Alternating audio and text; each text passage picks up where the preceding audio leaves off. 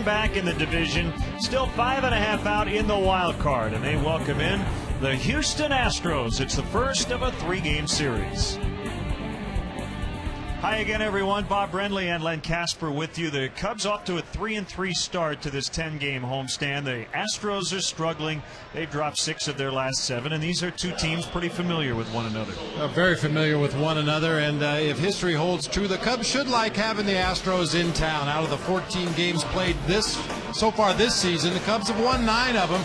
They've hit better than the Astros. They've pitched better than the Astros, and the Astros are 1-5 on their current road trip, including a sweep at the hands of the Arizona Diamondbacks. Good matchup on the mound tonight. Rich Harden's been one of the best starters in the entire league in the second half. He was probably holding his breath until noon today when the deadline expired on the waiver claim by the Minnesota Twins, but he's still a Cub, and the Cubs are glad he's here. He's been one of the best pitchers in the National League in the second half of the season. For Roy Oswalt, it's been a strange year for him. The ERA has been decent, but he doesn't have any wins against the Central Division. All of his victories have come against the Western Division. It's really odd. Roy Oswalt has been one of the best pitchers in the National League, but he has definitely struggled this year and in the second half. So it's Oswalt for the Astros, Harden for the Cubs, and we're set for Cubs baseball on WGN Sports from the friendly confines. Coming up.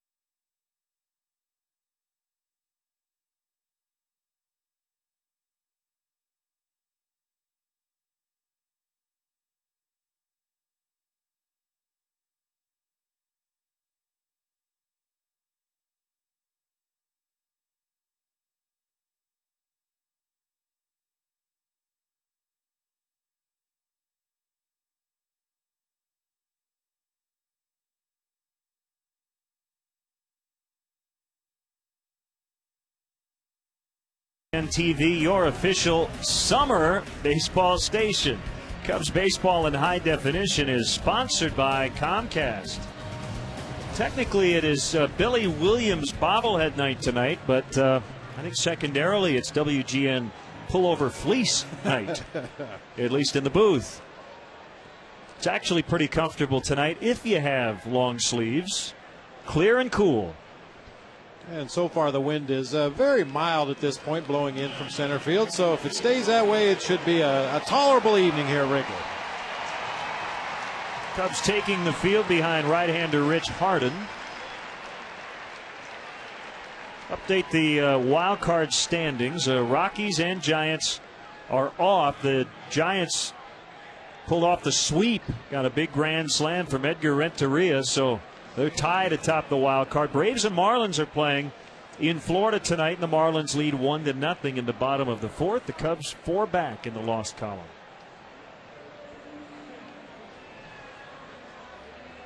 The Houston Astros are 7th in the wild card, 9.5 out. Michael Bourne's been in a hot stretch. He starts at Keppinger at second. Lance Berkman with 4 homers against the Cubs this year, but doesn't have one this month.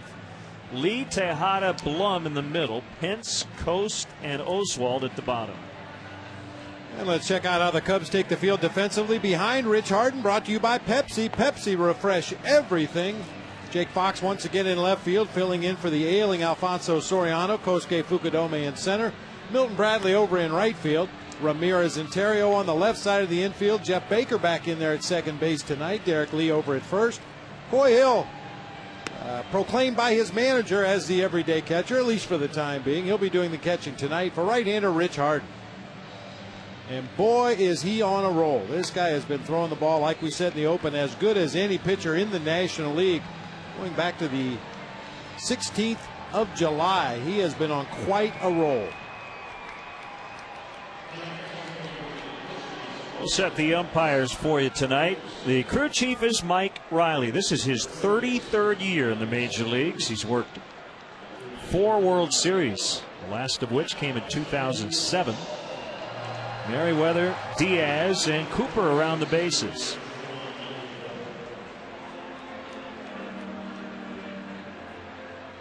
You just don't want Eric Cooper behind the plate with Mark Burley on the mound if you're the opponent. First pitch, strike to Michael Bourne. Yeah, Eric Cooper has been back there, both no-hitters by Burley, including the perfect game earlier this year. Harden's 0-1, swung on and missed. Good changeup to the speedy Bourne, who leads the league in stolen bases, 48 on the year.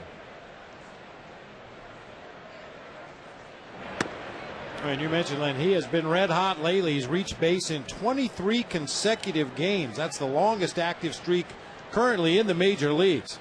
Hitting .322 over that stretch. Stolen 11, scored 15. He's been a busy man at the top of that Astros order. 61 degrees. The wind out of the northeast at 4. So not nearly the factor it was yesterday when it was blowing in at 15 miles an hour.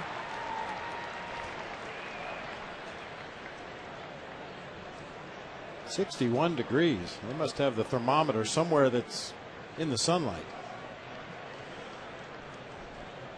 Good night for a jacket or two. Called strike 3. Got him on the change for the first out.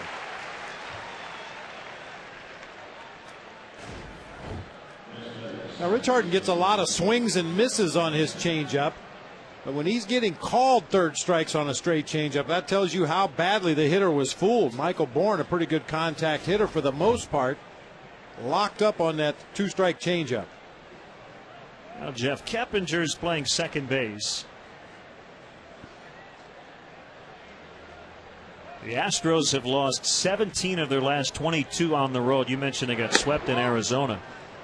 Now they were indoors yesterday, but it was 113 outside. And it's 61 tonight. Swing and a miss. And this is a team that's used to playing their home games in a hermetically sealed vault down there in Houston. Other than the first month of the season, if the weather's mild enough, and possibly the last month of the season. But I don't know if they're used to conditions like this, especially in August. Be some September call-ups tomorrow for the Cubs. Michael Hoffpower, Andres Blanco, and relief pitcher Justin Bird will be here. David Patton the day after that, and then about 3 more guys later on after the minor league season ends.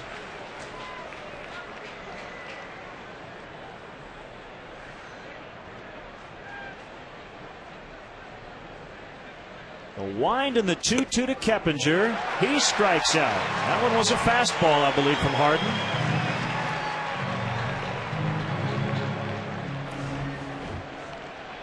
One strikeout looking with a changeup.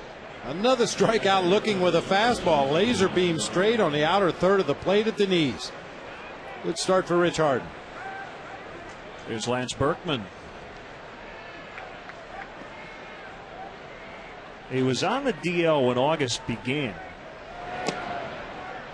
but he has not hit a home run this month. That's very rare. And you just hope to get through tonight with that intact. He's hit .290 and knocked in 10, but has not left the yard. Had a strained left calf, so he was on the DL from July 23rd to August 11th. July of 2008, the only full calendar month in his career in which he has not hit a homer. But he does have 18 on the season, and he takes a home run hack at a 2-0 pitch. Now 2 balls and a strike.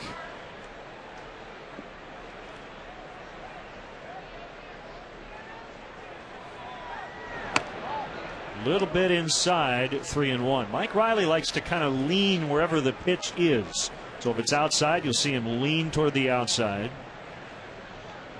His head kind of follows the baseball. Oh, that time just trying to get out of the way as it was bounced up there, and Berkman takes the walk. He's averaging a walk every 5.61 plate appearances, 3rd in the majors. Usually Mike Riley's head follows the ball. That time the ball found his head. Tried to duck behind Coy Hill to avoid that carom on the short hop pitch, and it caught him on the side of the mask. Brings up Carlos Lee, the first player born in Panama to hit 300 homers in a career. Called strike. 10th player in history to hit 20 homers in each year of a decade. Alex Rodriguez, the other in this particular decade, and I believe Berkman would also reach that if he hits 2 more before the end of 2009. Barry Bonds and Matt Williams did it in the 90s. Reggie Jackson in the 70s. Hank Aaron in the 60s. Gil Hodges in the 50s. Mel Ott and Jimmy Fox in the 30s. And the Babe back in the 1920s. 20 homers every year of a decade. Mike Riley telling Carlos Lee that was a strike, even though Lee didn't think so. 0-2. Well, Carlos Lee, I didn't think it was possible, but he might be further off the plate now than he was the last time we saw this team at the end of July. Way off that inside corner of the plate. If you can hit that outside corner with fastballs, I don't believe he can reach that pitch, at least not to do any damage.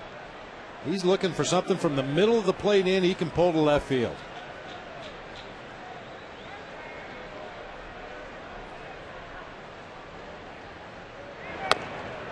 Last 2 have been up, 2-2.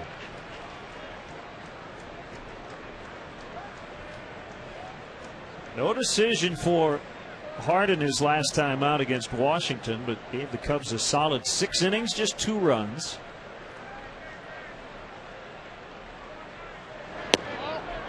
And he's run it full, so Berkman will be moving with the pitch on a 3-2 with 2 outs.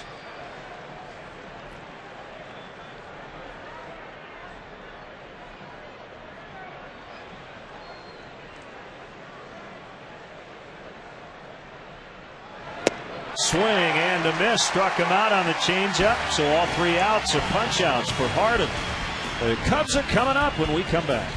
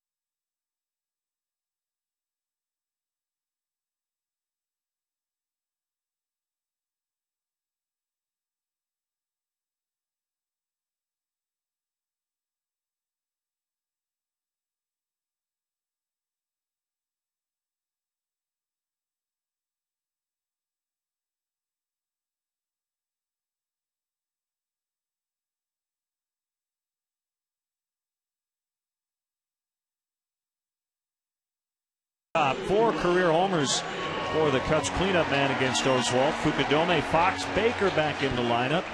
Coy Hill's going to see a lot more playing time the final month, and Rich Harden will hit 9th. Quick look at the Astros defensively right after Ryan Theriot at bat.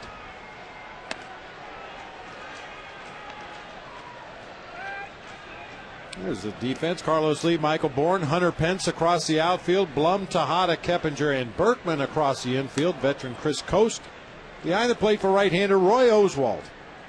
Looking for his first win against the Central Division. 7-0 versus the West. 0-5 against everybody else.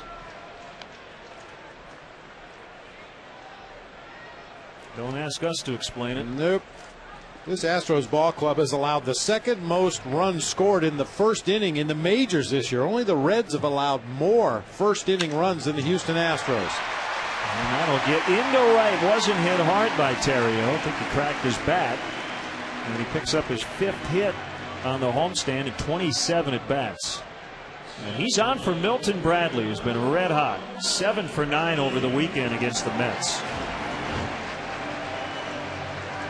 He just reaches out there and pokes it through that hole on the right side of the infield. You can see Keppinger was shading up the middle of the field, which is highly unusual against Ryan Theriot, but apparently against the Astros, the Riot has hit more balls up the middle than through that hole on the right side, so they position accordingly. Bradley pops it up on the first pitch, and Berkman will record the out.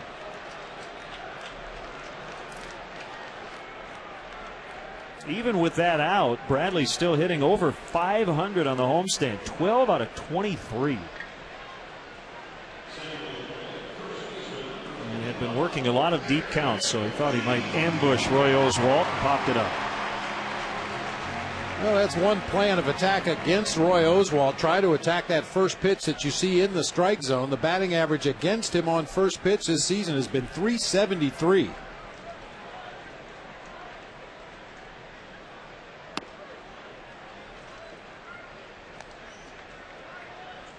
And looking at the pitching charts from his last time out, he uses a lot of fastball slider early, first time through the opposing batting order, especially a lot of fastballs. Try to spot him inside, outside, establish that pitch. And then the second and third time through the lineup, you'll see more of those big, slow curveballs that he likes to throw in the low to mid 60s. Mix in an occasional straight changeup. You can see him mouthing the pitch that he wants to throw to his catcher, Chris Coast, as Derek Lee was looking down to Mike Quade for signs.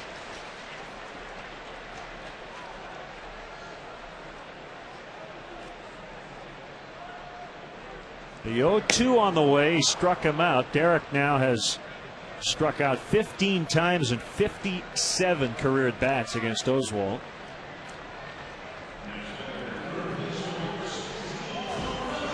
An early changeup from Roy Oswalt. I watched him warm up in the bullpen down the right field line before the game, and he just didn't look like he was real pleased with his off-speed pitches. His curveball and his straight changeup, he'd throw one, then shake his head, throw another one, shake his head. It just didn't look like he was comfortable with the slower pitches. Ramirez pops it into center. Bourne came in, now backpedaling a couple of steps, and that's it. Theriot ends up stranded at first after the leadoff single. 0-0 after 1.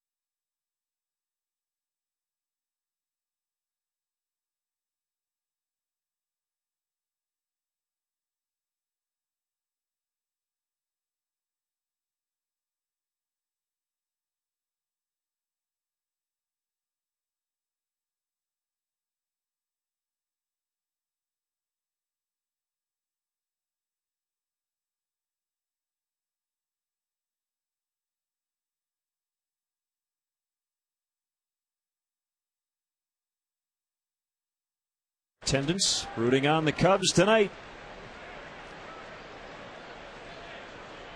So he's a Wrigley Field veteran. Look like he has a long sleeve shirt with a sweater and the jacket. Miguel Tejada cracks one into left.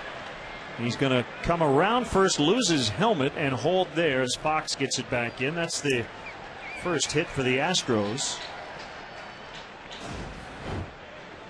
Sounded like Tejada broke his bat here.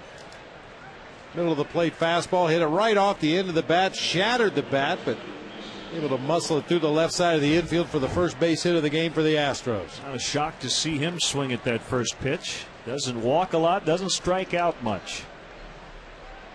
490 at bats. Or rather, that's Carlos Lee I was speaking about. He doesn't strike out much and doesn't walk much either. A couple of guys in this lineup. Switch hitting third baseman Jeff Blum, who's been bothered by some nerve irritation in his neck.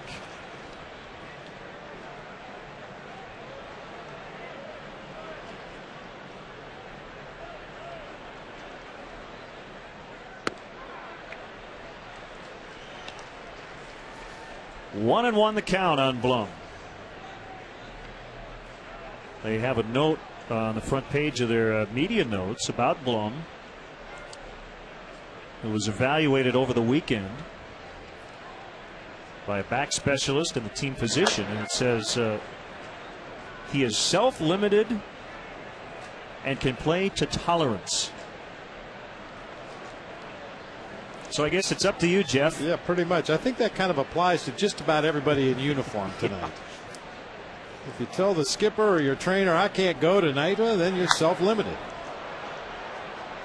What's the line? A man's got to know his limitations. That's right. Cecil Cooper, the manager of the Astros, a team that, well, normally this is a time of the year they surge. It hasn't happened this season.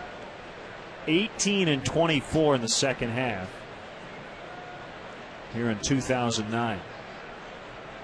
They're a veteran team. Swing and a miss. So Harden with 4 strikeouts already. Time now for our high def shot of the game, sponsored by Comcast. Look at that. Sunset on August 31st. Cubs baseball in high definition is sponsored by Comcast. The sun looks bigger because it's at the bottom of the horizon. It's an optical illusion. I'll take your word for it. Because when it's like way up in the sky, the moon is the same. It's not actually bigger or closer. Just you don't have a lot of sky around it to compare it to other things. When you're comparing it to a building, I mean, it looks huge.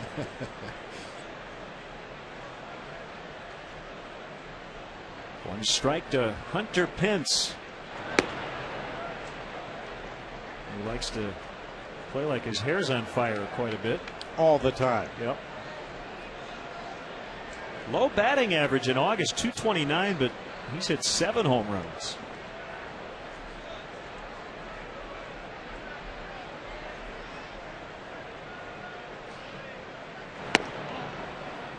A guy who normally hits for average, he's at 280.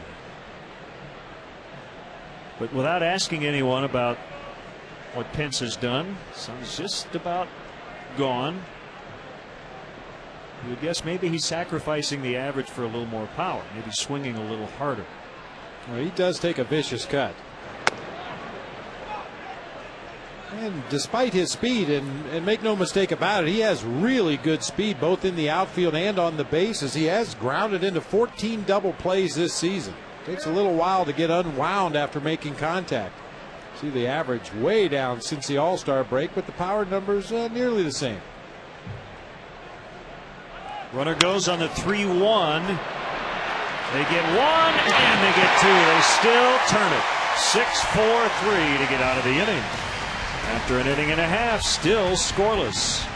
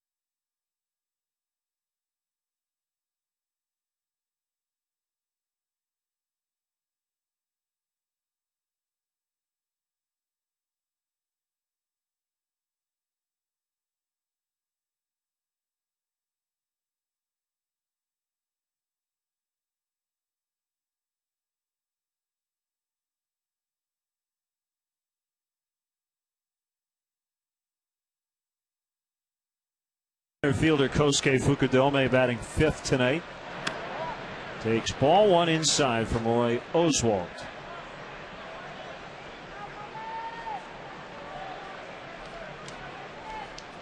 The 1-0 pitch is cranked foul. The last time Oswalt faced the Cubs was here back in July, and he did not make it out of the 2nd inning because of lower back discomfort. Similar spot for Kosuke. 1-2. The Astros won the game 11-6. His last win against the Cubs was almost a year ago to the day, September 1st of 08. A 3-0 win. He went into the 9th in that game. He likes pitching at night. 96-45 in his career. But Rich Harden likes to pitch at night in cool temperatures. That's why it could be a pretty good matchup on paper. Well, in the past, Roy Oswalt has been a big-time strikeout pitcher, but even this season, you look at his first half numbers, he averaged 7.2 strikeouts per 9 innings in the first half. In the second half, that number is down to 5.2 strikeouts per 9 innings. Makes you wonder about that back and how it's holding up. Full count, 3-2. Oswalt wants a check down at third on the swing, and Eric Cooper said no. He held up.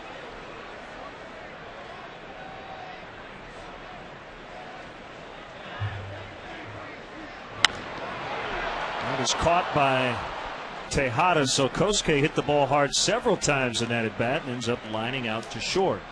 Tonight's Walgreens Celebrity Bat Kids are Kirsten Flaws from Oak Lawn, Illinois, and Adam Papenrick from Bristol, Wisconsin. For more information on how you can be a Walgreens Celebrity Bat Kid, go to WGNradio.com. Walgreens, the pharmacy of the Chicago Cubs. You know, Bob, the kids in Bristol are sharp as a pistol when they do the Bristol stomp. Once again, I'll take your word for it. Now, you should remember that song better than I. That was like back from the late 50s, early 60s. Yeah. Remember that song? I do remember that song. Jake Fox airs it out. Bourne back on it. Straight away center field on the track. 2 outs. That's one thing defensively for the Houston Astros. They can cover some ground in center and right field with Hunter Pence and Michael Bourne patrolling those 2 positions. Not quite so much range with Big El Caballo in left field, but the center fielder and the right fielder can cover some ground. Bourne just turns and runs back to the track. Back pedals just a couple of steps away from the fence in center to make the play. No, he's used to running up Towles Hill, so this is nothing. Robbed Micah Hoffpower in Houston earlier this year on a fantastic catch.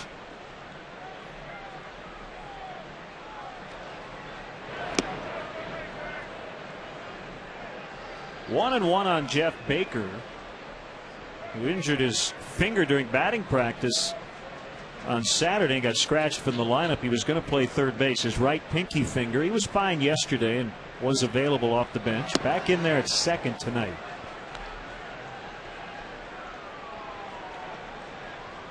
Got hit by a ground ball that came up on him.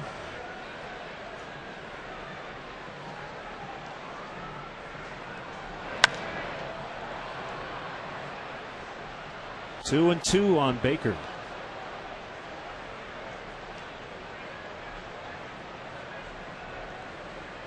It's a kind of night when you have any sort of opportunity, you need to take advantage of it because you don't know how many chances you're going to get. I can say that for both teams. You know, once again, unlike years past, when Roy Oswalt got tougher as the game went on, perhaps because of some of the medical issues he's had the past couple of years, that is not the case this year. That second and third time through the lineup, he's been getting banged around pretty good. So far, first time through, only 1 hit, and he's retired 6 in a row. 0-0 as we head off to the third.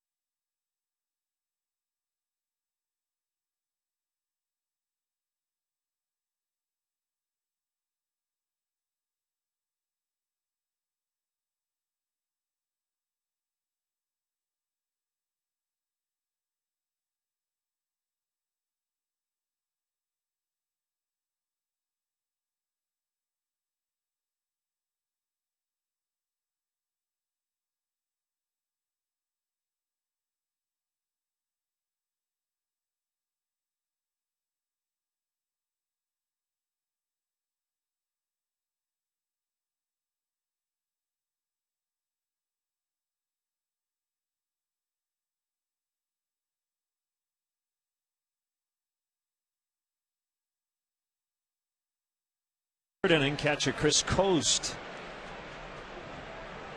will start it. He played first base when Lance Berkman was on the DL, and now catching along with Humberto Quintero. Pudge Rodriguez recently traded to Texas.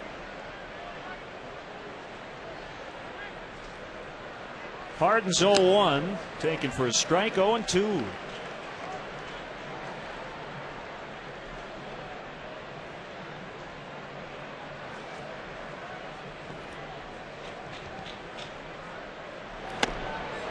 Up and in, 1 ball, 2 strikes. Some day action today, and the Reds in the first of a doubleheader beat the Pirates 4-3 on a wild pitch at the bottom of the ninth. Jesse Chavez threw the wild pitch. Tampa Bay beat Detroit 11-7. James Shields over Jared Washburn in that one.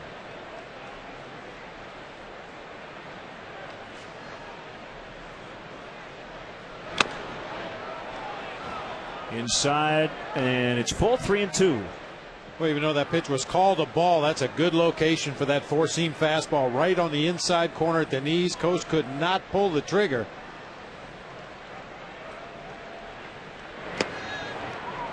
And he takes that for ball 4. So Oswaldo has 11 sack bunts. Will probably try to make it 12.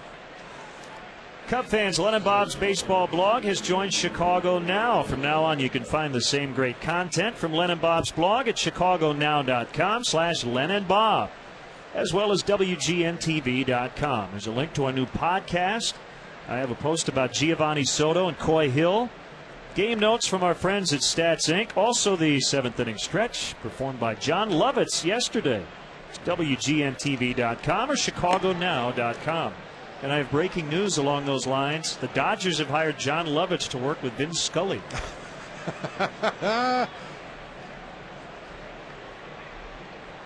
Sure, that's what he would want. Teach Vin how to pronounce flowl. We had fun with Mr. Lovitz, who now has a play-by-play demo reel to ship to all the major league teams if he quits his day job. Lee will toss to Baker, covering first. Cub fans, don't forget to visit the WGN Sports Game Zone at WGNTV.com. Brought to you by The Great Escape for up-to-the-minute stats and information designed to give you everything you need to know during the game. The WGN Sports Game Zone is available for every Cubs game and is brought to you by The Great Escape. Pools, patio sets, play sets, hot tubs, and our favorite, more. First time either team has had a runner in scoring position, and it's Michael Bourne who's been really good in this situation. 391 with runners in scoring position. That's good for second in the National League. He's had a lot of chances, 34 out of 87 in this spot.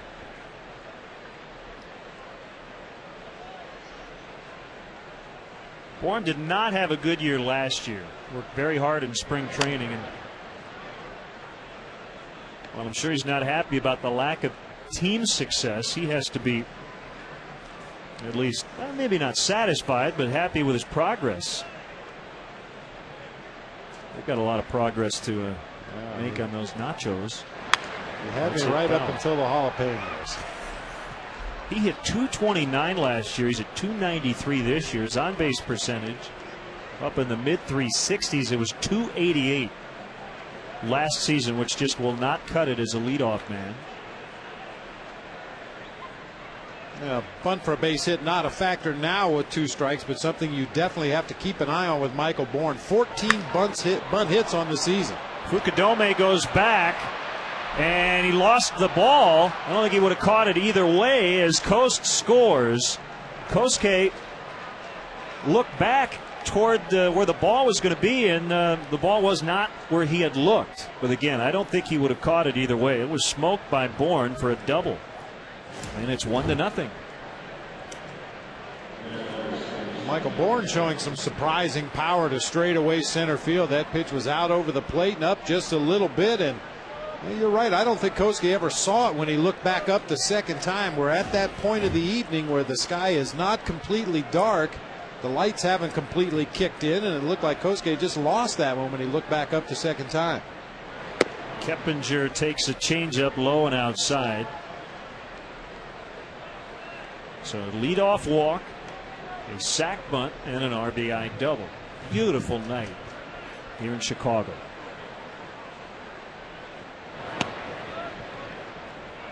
Well, you mentioned it in the open regarding Rich Harden, who reportedly was claimed on waivers by the Minnesota Twins last week. The story got a lot of play, but Cubs general manager Jim Hendry met the media before the game and basically said the story was way overblown. There were actually 12 players who were claimed, but for whatever reason, the names Harden and Heilman got leaked out.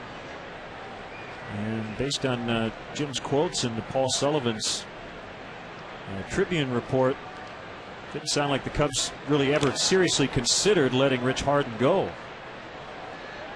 Well, we've talked about it in the past. It's a fairly common procedure to put some players on the waiver list just to see what kind of interest there is out there among other teams. And unless you have a hot deal, somebody you really want from one of the claiming teams, it's more of a procedural process than anything else.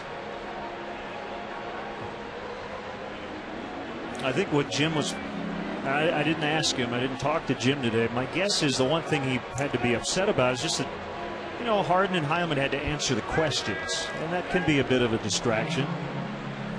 Well, as we've come to learn this year, there are no secrets in baseball. People that are supposed to keep secrets have a real hard time doing it.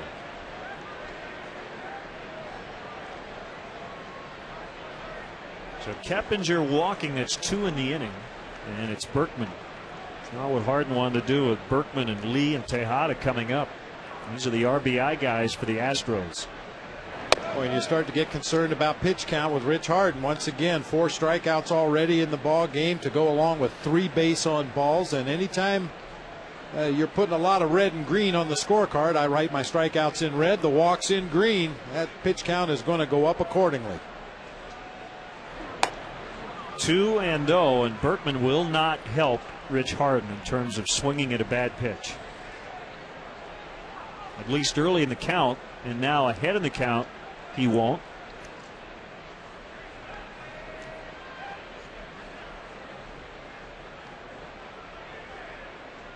The pitcher's strike and a changeup, 2-1.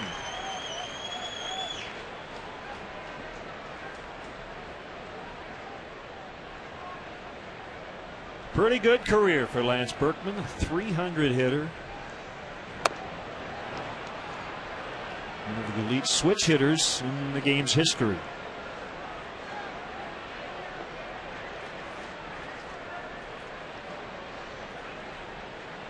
He's a lot better defender than people give him credit for, and there was a time in his career where he was a threat to steal a base anytime he got on. He hasn't run nearly as much this year as he has in the past, only 6 out of 8 in stolen base attempts, but I guarantee you all 6 of those were very important to the Astros offensively in that particular inning.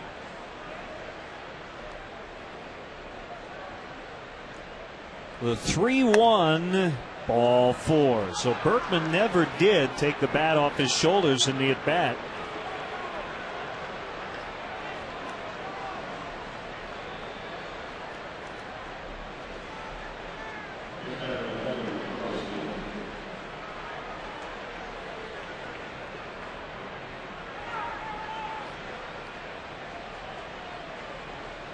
Carlos Lee with the bases loaded.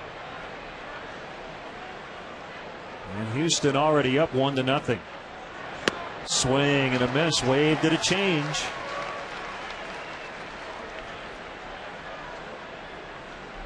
All right, 3 for 6 on the season with the bases loaded, including 2 grand slams this year for El Caballo.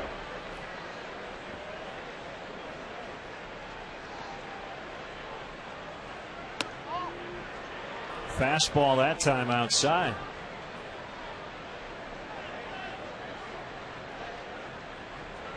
Final series of the year between these two teams.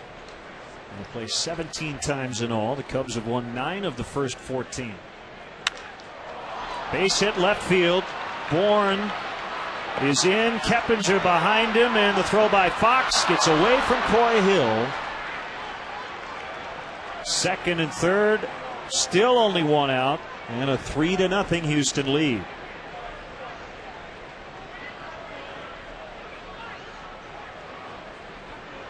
So Carlos Lee bites the Cubs again. Boy, look at the location of that pitch. Up over the heart of the plate, about belt high. We just talked about Carlos Lee in his first at bat of the ball game, how he wants something from the middle of the plate in he can pull, and unfortunately he got it that time from Rich Harden.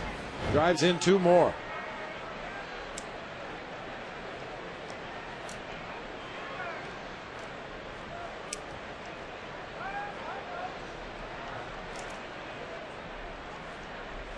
The Astros have basically, Bob, had the same month the Cubs have had. Both teams 11 and 16. Their ERA this month 5.25. They've hit under 250 as a club. They've struggled just like the Cubs. But they've had the upper hand early tonight.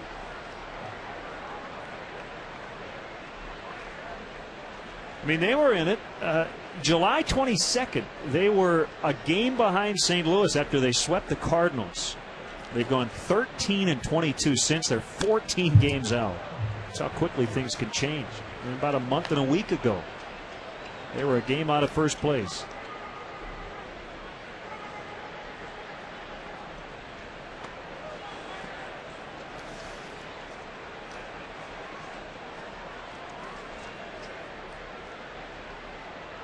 Oh, and 2 on Tejada. Corner men on the infield are in. They're back up the middle. And that's sprayed foul. There's a New York Times report about Miguel Tejada being suspected by some former teammates of tipping pitches to friends on other teams. And sometimes letting balls get past him for hits and blowouts. That was with Oakland in 2001.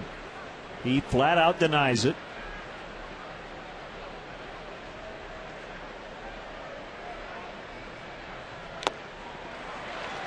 And Hill held onto it. That's a foul tip and a strikeout. Well, there's a lot of mistakes you can make as a major league ball player and be forgiven and move forward with your teammates. But man, if you are allowing the other team to get base hits because you're short-legging ground balls or tipping opposing hitters as to what your own pitcher is going to throw, I don't know if I can forgive that.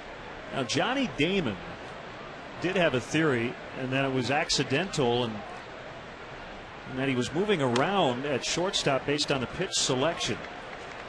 Meaning sometimes a defender might cheat one way or the other, knowing what pitch is coming and trying to put himself in a better position. So I don't think anyone will ever really know what went on, but again, Tejada says that's just not the case. I didn't do it. Let me ask you this. As a player going back to the 80s, did you ever hear rumors of anybody doing that sort of thing? I never heard anything about any of my teammates. Certainly there were some rumors out there about players on other teams. A couple of guys in the American League that I remember hearing about during my playing days. But like I said, that's one of those unforgivable sins for a teammate. I mean, you got a guy out there on the mound that's doing his best to try to get opposing hitters out. And one of your own teammates behind you is telling the batter what's coming. I just don't get it. That flies in the face of everything that's good about the game of baseball.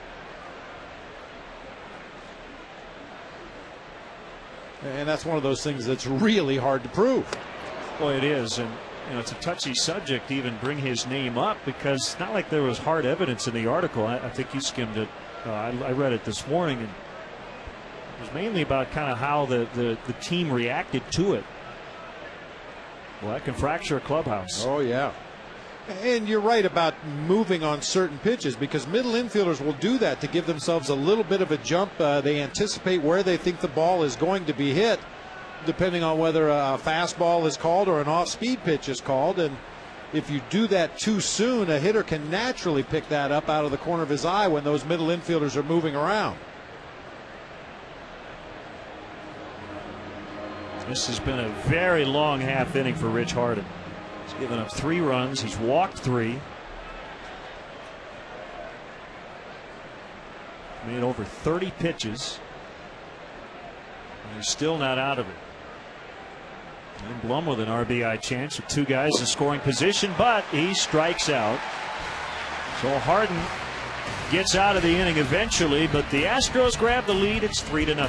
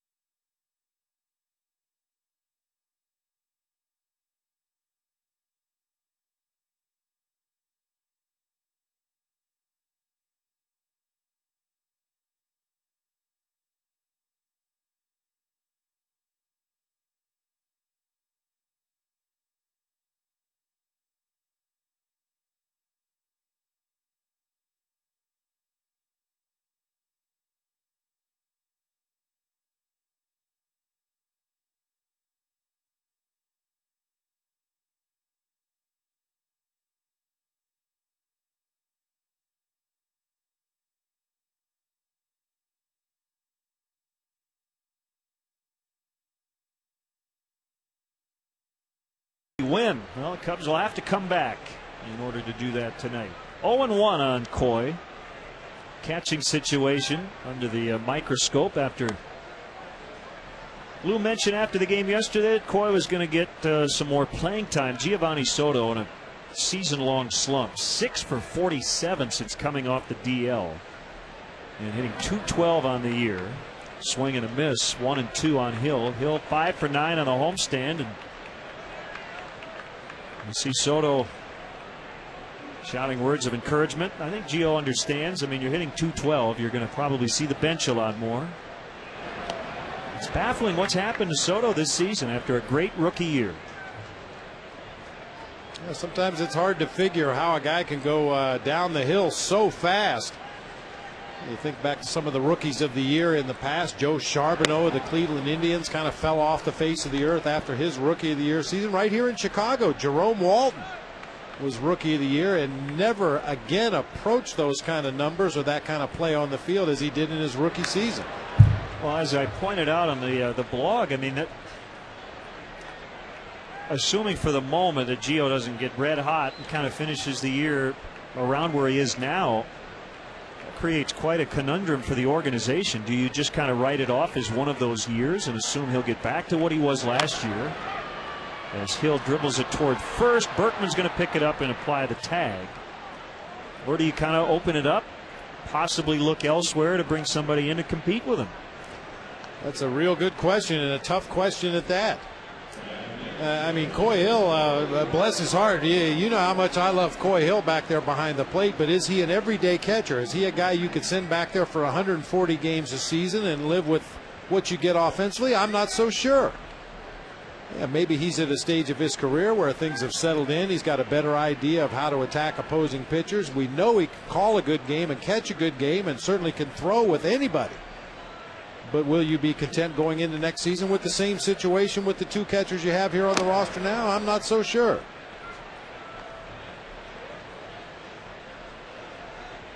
One strike on Rich Harden. Well, I think a lot of people felt it's up in the air. Bourne already calling for it and catching it.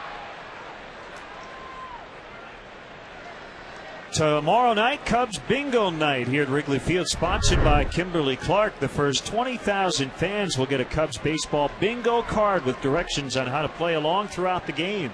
Bingo winners will receive exciting prizes, including a grand prize of 4 tickets and the chance to throw out a ceremonial first pitch at a 2010 Cubs game. For more information, visit Cubs.com. Traffic heading by. You know, getting back to the Giovanni Soto situation just for a moment, Len, I've never been a big proponent of winter ball for guys who have caught a full season at the major league level. But this may be one instance where Gio could really benefit from playing some winter ball in Puerto Rico this year and reestablishing himself. Cubs go down 1-2-3, and they trail 3-0.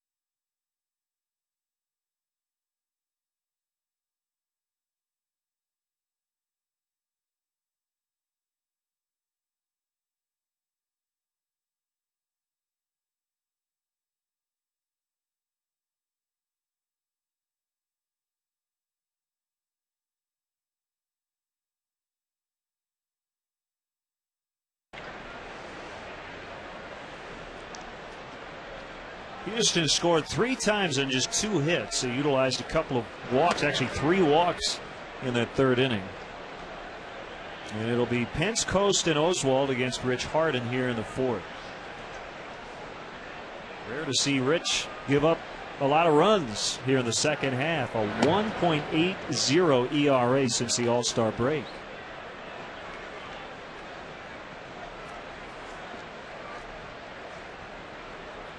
Pence chokes up on the bat. Swings and misses to make it 2-1.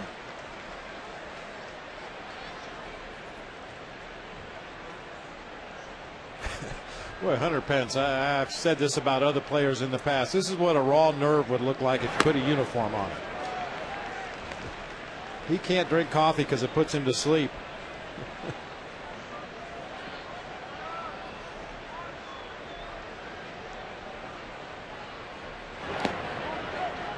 Hunter Pence is a good player, but I'd have to think, Bob, he has to be good for that clubhouse. You know, day games after night games. I mean, what you see tonight is what you see every day from Hunter Pence. He is a maximum effort, full overdrive every time he puts that uniform on. I mean, the Astros have talked about trying to slow him down a little bit, get him out of the batting cage, keep him off the field before the ball game, except for his regular batting practice, because he would work himself to death.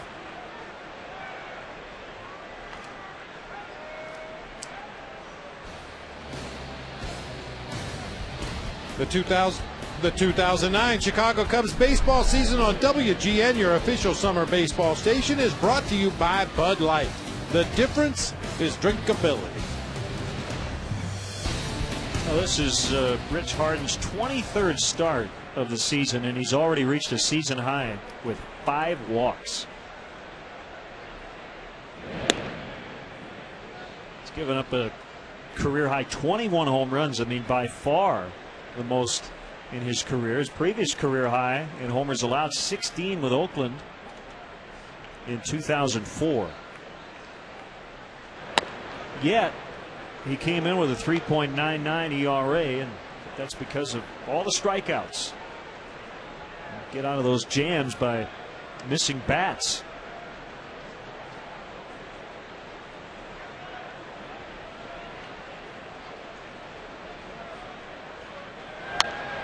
Fouled back by Coast.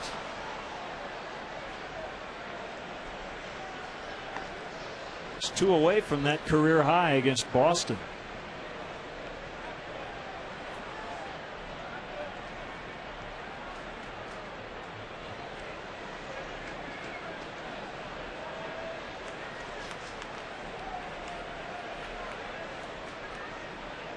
Hasn't had a clean inning yet. He's allowed at least 1 base runner every inning.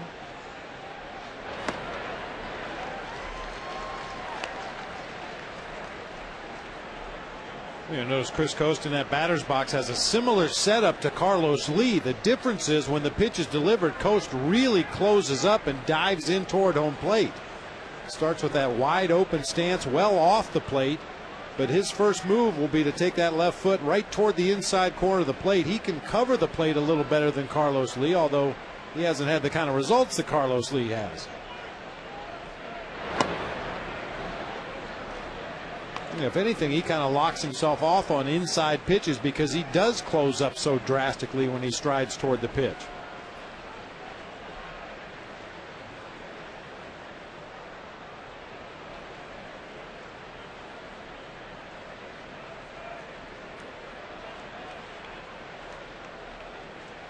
Pitch runs, and he's out.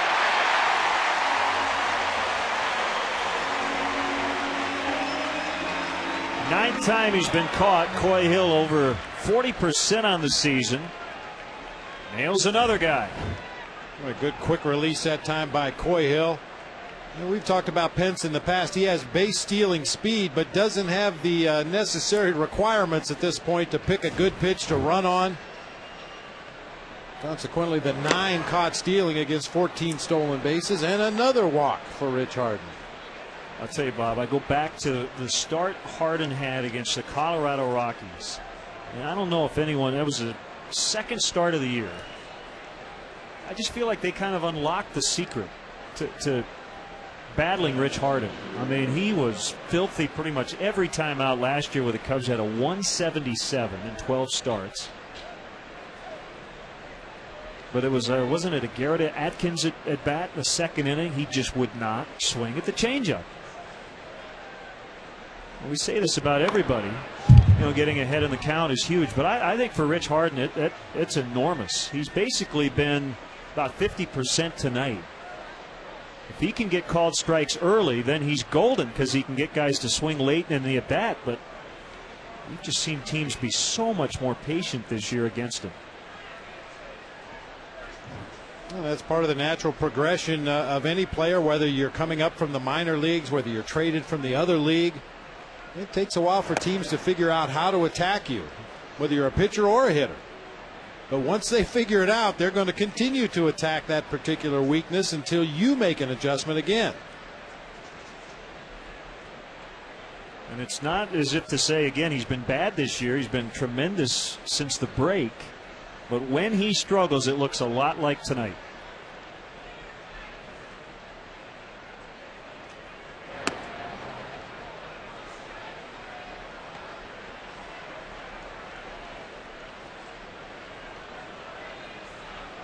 Cubs really needed a good one tonight.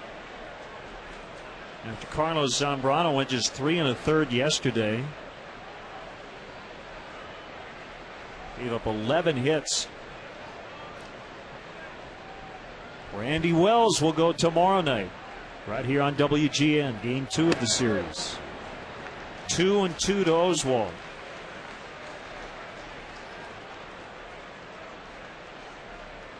I wouldn't be a bit surprised to see Dave Clark put that bunt sign on once again. Oswald with 12 successful sack bunts this year. Not much of a hitter. And I think the more they can keep their right-hander off the bases, the better they like it. Bunted foul. That's a strikeout, number 7 for Hardin. And Sean Marshall grabs the ball in the bullpen.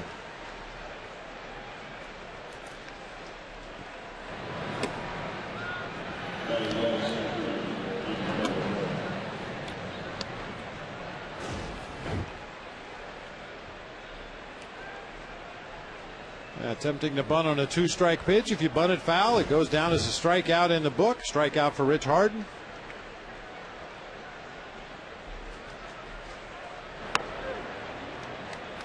Oh, 1 to Bourne. Extended his career best hitting streak to 10, and now has been on base 24 consecutive games with that RBI double in the 3rd. Now, right before he chased Kosuke into the vines in straightaway center field, I was talking about his 14 bunt base hits this season, 35 infield hits. He's liable to drop a bunt at any time. That's why Ramirez is drawn in at 3rd, even with 2 outs. Gets a hold of another one, left center. Kosuke with the catch on the move. Nicely done by Fukudome. Saved a run. They failed to score. It's still 3-0.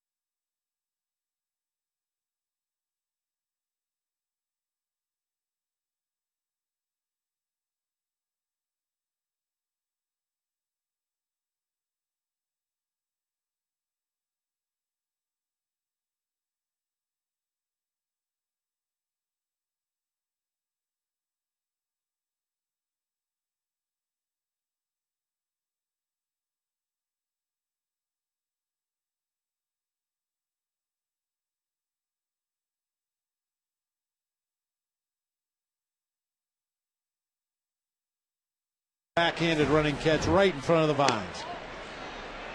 Well, after Bradley made an out on the first pitch of his first at bat, he was not going to swing at that one, and he took it inside.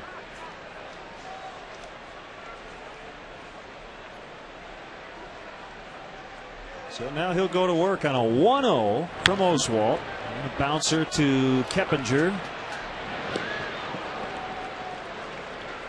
It's 10 straight now retired by Oswald. If you're traveling and can't watch your Cubs on TV, you can always catch the game on your computer with MLB.tv. It's the ultimate baseball experience, featuring 100 out-of-market games per week live on your computer, and catch those you missed on demand. For more details, visit Cubs.com. Baseball is always on.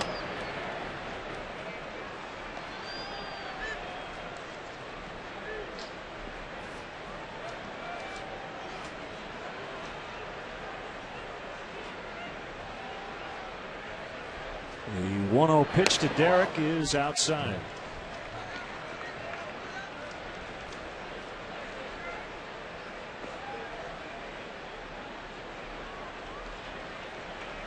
You're the greatest. We appreciate the 7. Yes, we do. Outside.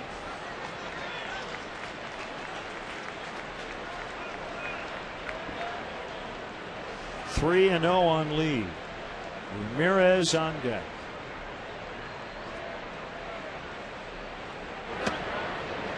Inside, ball 4.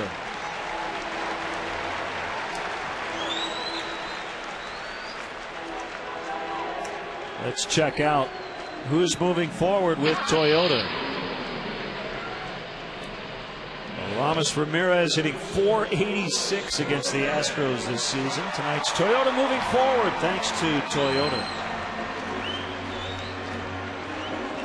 Alfonso Soriano, maybe he'll be back in the lineup tomorrow, but sounds like more likely Wednesday. He's at 7 home runs against Houston. Bourne with the catch and a ball that was hit hard by Ramos. 2 outs.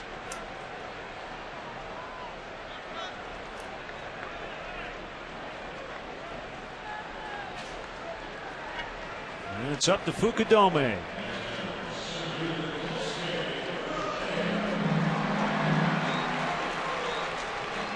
Happy birthday wishes tonight go out to twins Dave and Doug Senko from Chicago.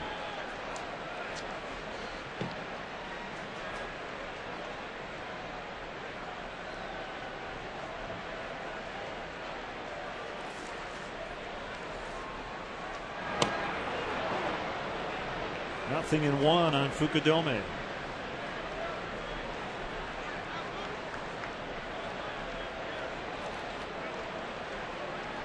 Soto and Zambrano at the top step.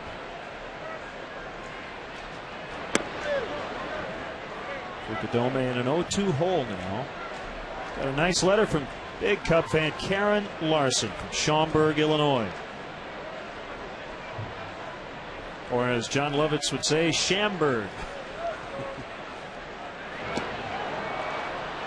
Oswalt strikes out Fukudome, so the Cubs can't do anything with a 1-out walk. It's 3-zip Houston after 4.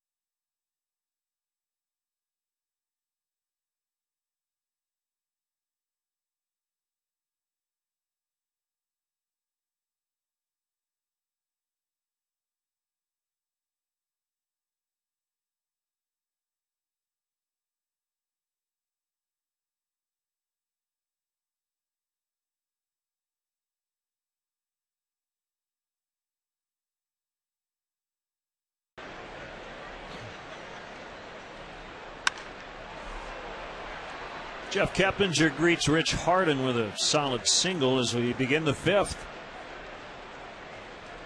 And it is time for the 5th inning, brought to you by Subway. Hey, Chicagoland viewers, how would you like to win 5 $5 footlongs from Subway? Just be the 500th texter to text Subway to 97999. Go to WGNTV.com for complete info and rules.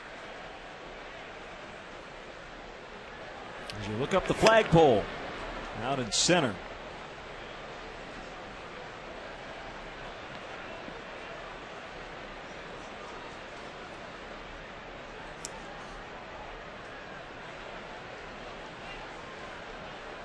The 1-0 pitch to Lance Berkman is inside. 2 balls, no strikes. Harden's gone at least 6 innings every start this month. And actually every start of the second half but 1. He's gone at least 6. Next pitch will be the 90th of the ball game for Rich Harden. Which means he probably won't make it to 6 tonight unless he really gets it together. Fox the catch. Berkman retired for the first time. Aaron Heilman is up in the Cubs pen.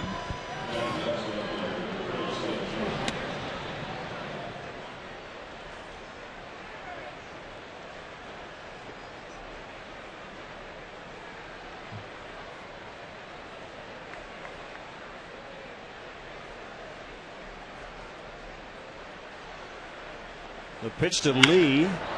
That's hammered, and it's going to go. A 2-run homer for Carlos Lee. He has driven in 4 of their 5 runs.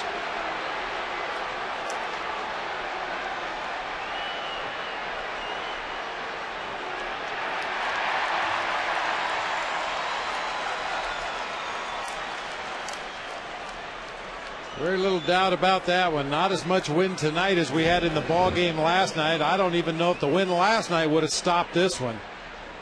Ball down and in once again on that inner third of the plate. We pointed out how Carlos Lee sets up at the plate. He's susceptible to that pitch low and away. But Rich Harden's pitches continue to stray over that inside part where Carlos Lee can put a good swing on him. You know how you hear about teams putting waiver claims on certain guys to block other teams? I think the Cubs at some point are going to have to claim Carlos Lee so they don't have to face him anymore. Wow.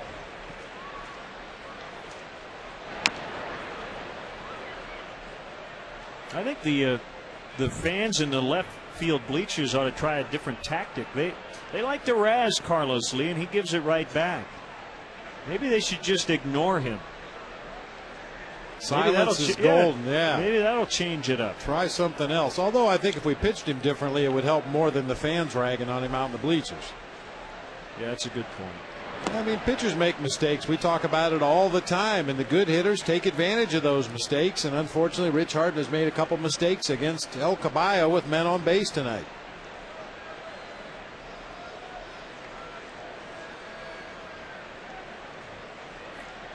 A 1-2 count on Miguel Tejada. Here's a pitch. Struck him out.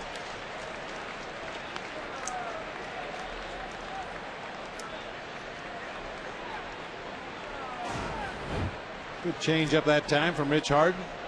Just off the outside corner, getting the free swinging Miguel Tejada. Chase a pitch out of the zone.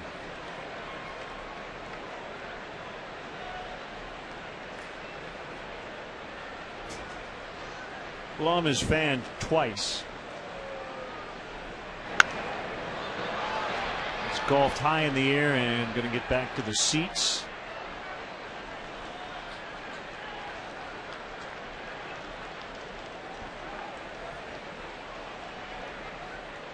Out of way. Oh. Can't find a kid to give it to a girl.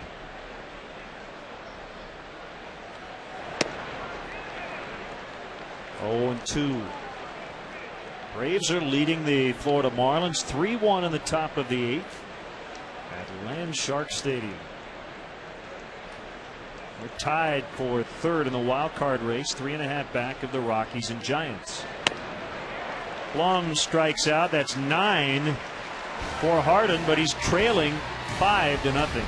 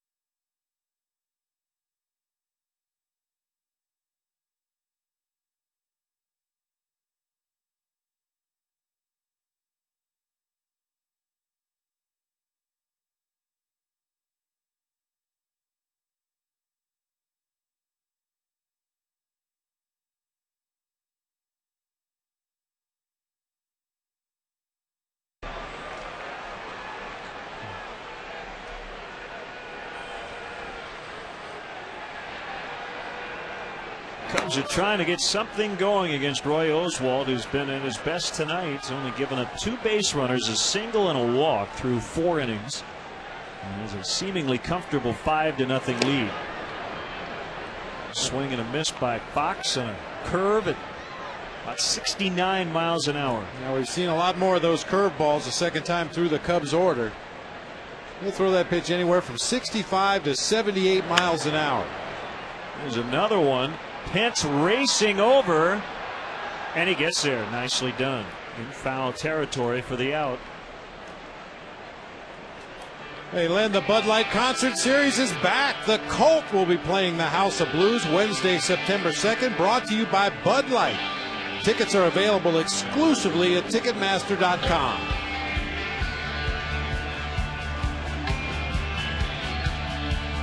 That's the Colt on Wednesday, brought to you by Bud Light. Bud Light, the difference is drinkability. Good stuff. Ian Astbury is the lead singer. Firewoman. Hits. He's trying to get them going out there in the bleachers. Baker waited back nicely and deposited that curveball into right. Let's step aside and see what's coming up on WGN.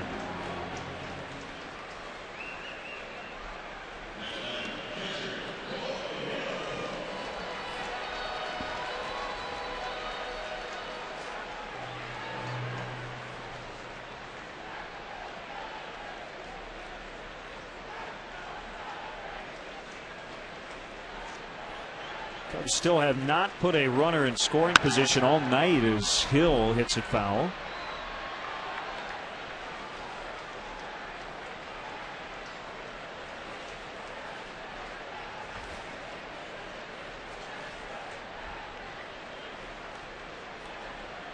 Baker at first, 1 out, 5-0 Houston.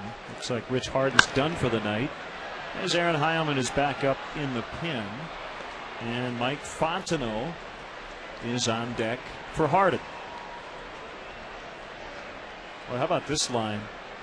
5 innings, 5 hits, 5 runs, 6 walks, 9 strikeouts. Kind of all or nothing for Harden.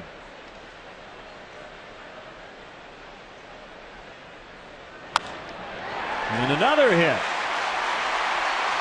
And that's going to roll all the way to the warning track, and Baker's going to be able to score. Corey Hill gets it done. 5-1, they're on the board.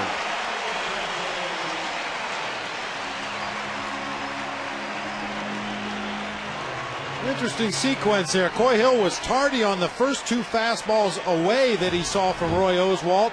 On the 0-2 pitch, they tried to come inside with a fastball, and this time Coy's timing is perfect. Drives a double into the gap in right center field to drive home the first run of the game for the Cubs.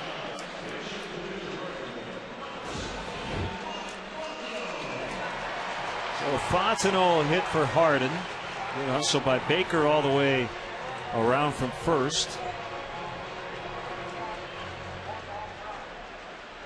As the Cubs try to chip away at that deficit. Still early enough. We're only in the 5th. Fly ball out in the left center. Carlos Lee. 2 down.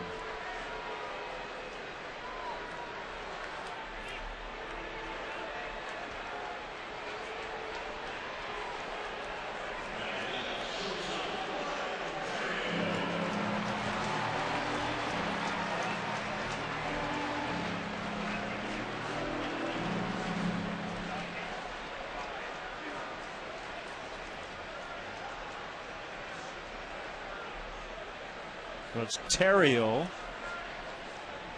with Hill at second. He'd like to cash that one in.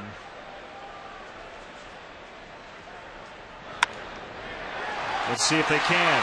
Hill's going to be sent by Quaddy, and a little bobble and a drop by Bourne, and they will get that second run.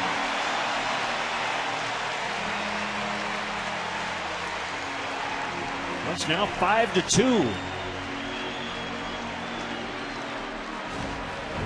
Nice little rally here by the Cubs to plate a couple of runs. Ryan Terrio going right back up the middle of the field. This was going to be an interesting play if Bourne comes up with it cleanly. He has 11 outfield assists this season. has an average throwing arm, but he charges the ball extremely hard. And from where he was when he touched that baseball, it was going to be a close play at the plate if he had it cleanly. Bradley 0 for 2. 1 ball, no strikes. He came in with the 12th best on base percentage in the league at .401. Now down to .399.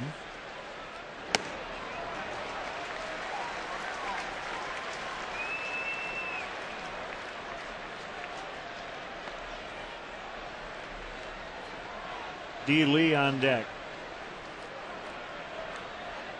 3 hits and a couple of runs in the inning. First real signs of life from this offense against Roy Oswalt. They scored just once yesterday against Nelson Figueroa and 2 Mets relievers.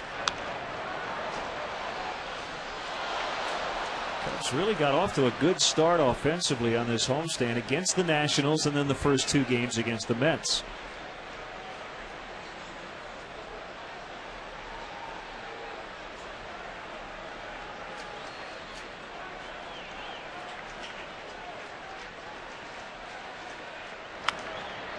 Got jammed, and he just angrily threw his bat and actually kind of hit Derek Lee as it rolled through the on-deck circle. It's 5-2 Houston after 5.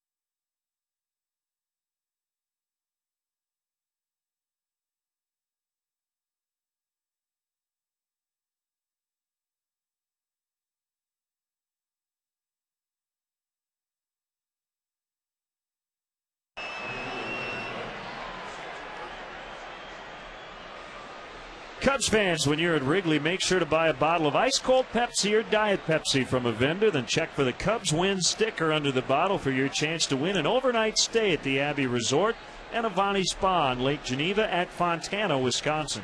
Make sure to buy from your Pepsi vendor for your chance to win with Pepsi and the Abbey Resort. Great to see Steve Bird and the big group from Stats in attendance here tonight. Aaron Heilman is on. Cubs trail 5-2. They got great work from their pen yesterday, even though the Cubs lost 4-1. Gorzalani, sorry, I'll get it right. Marshall, Graybo, and Guzman, 5 2/3 scoreless innings. So the bullpen has a streak of 13 straight without allowing a run, covering 4 games. 2-0 on Hunter Pence, who was hit into a double play, walked, and been caught stealing. Pop foul out of play, 2-1.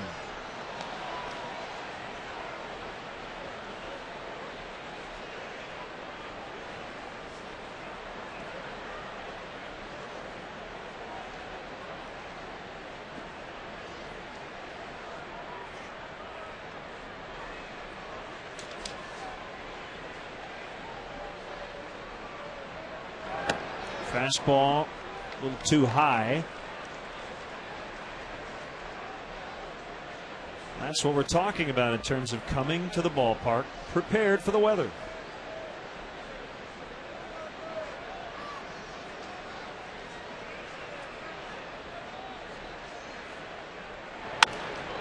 Up the middle, base hit.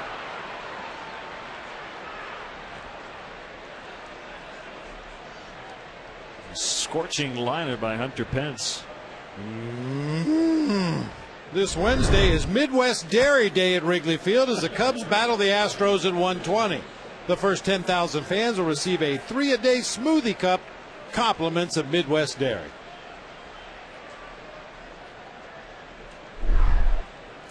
Thought there was something you ate earlier. That was my imitation of a cow. Yeah, it was good. I like that. I'm in utter despair. Ah.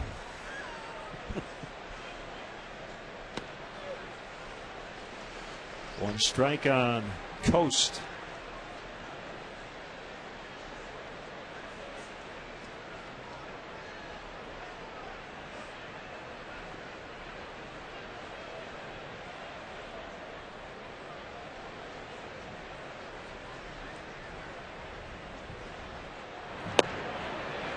Oh, 0-2.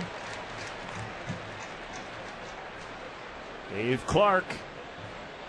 All right, what do they got? Nothing. What are they doing? Nothing. It's two-strike count on the hitter. Chances are there's absolutely nothing going on. It's not a great count to run on because of the possibility of a pitch out in the 0-2 situation. Certainly you don't play hit and run in an 0-2 count when the pitcher is likely to waste a pitch, so he was just decoying. I don't think he was telling Coast to swing and miss. So that's the first out. 10 strikeouts for Cubs pitchers tonight.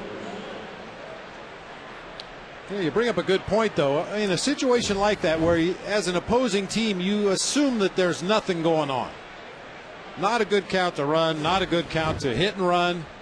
And you watch what the third base coach does. He goes through a certain sequence of signs. You wait for another situation where it's likely that there's nothing on.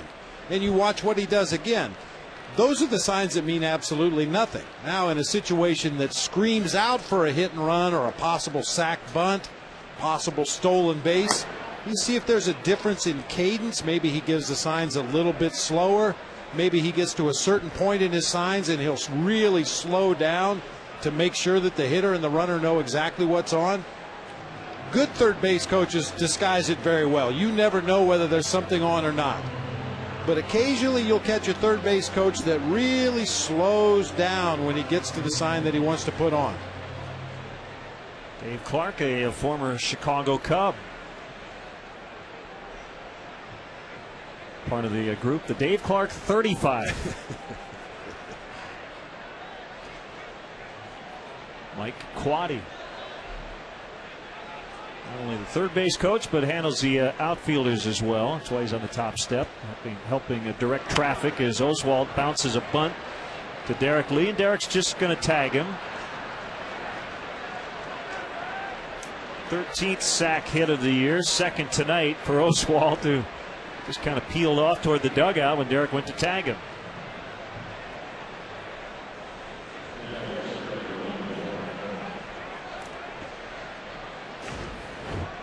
And there was a time in this game where Oswalt would try to run right through Derek Lee and dislodge that baseball, find any way to get on the bag, but he decides that he's just going to head on into the dugout. He did his job. He moved the runner up to second base.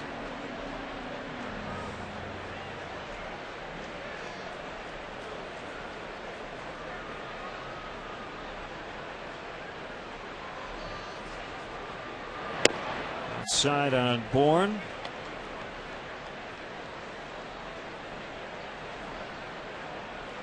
One for three, but he really should have 2 hits. He was robbed of another extra base hit by Fukudome in the 4th.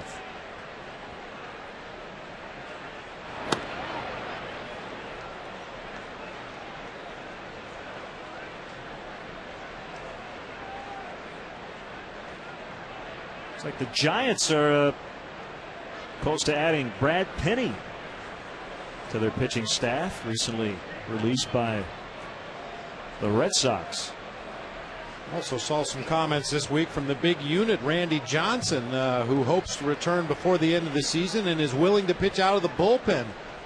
Just doesn't know if he'll be able to develop enough arm strength to be a starting pitcher in that Giants rotation, and expressed his willingness to pitch out of the pen if that's what it takes. By the way, time is of the essence for a guy like Brad Penny, because if he wants to be on a postseason roster, he better sign today.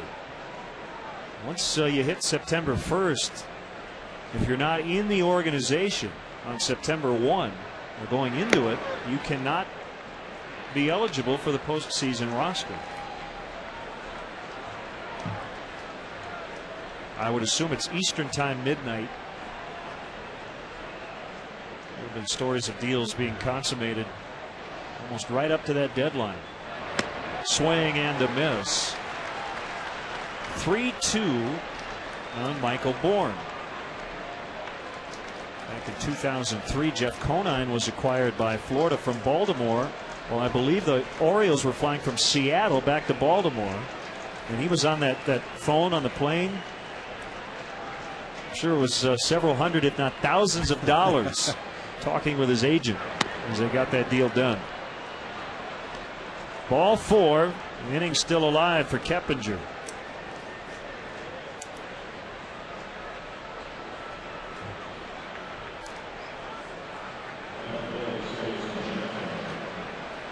I think when it gets right down to it, Bob, for a lot of guys, I mean, Billy Wagner would certainly stand out. You have things that you want for next year and all of that, but that carrot dangling out there, the chance to pitch or play in the postseason, is just so great. I think that's why most guys end up agreeing to deals. I mean, Jake Peavy ended up with the White Sox when back in May he didn't want to do it. But then things changed. Good block by Hill. 1 ball, no strikes on Keppinger. By the way, Peavy will not pitch Thursday here for the White Sox. He continues to battle little nagging things in his rehab. Got hit on the elbow by a comebacker on the 24th and ended up leaving his start over the weekend because of some elbow tightness.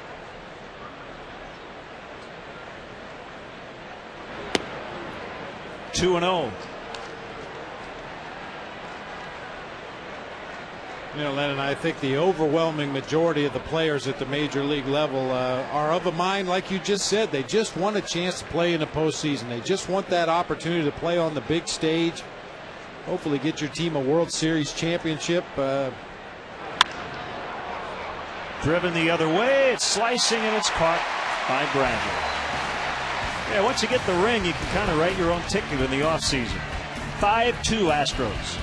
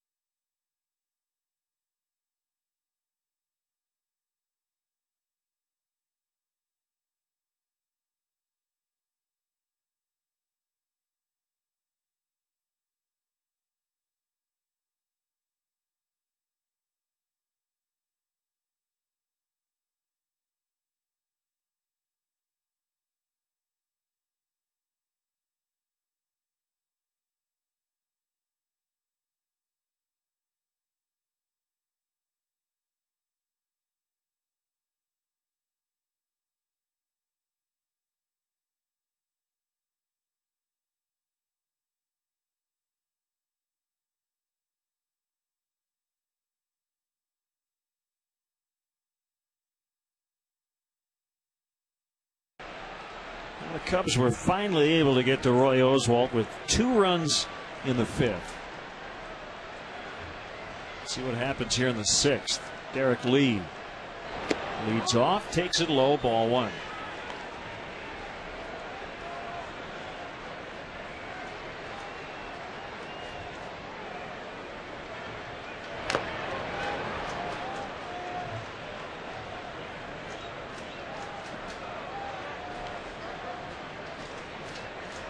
In the bottom of the 9th now in Florida. Braves 5. Marlins 1. Braves lost last night at Philadelphia. Brad Lidge with a perfect 9th to get the save. Pence can't catch it, gets by him. Lee on his way to second. And he'll stand there to start the inning. It looked like Pence got there and just missed it.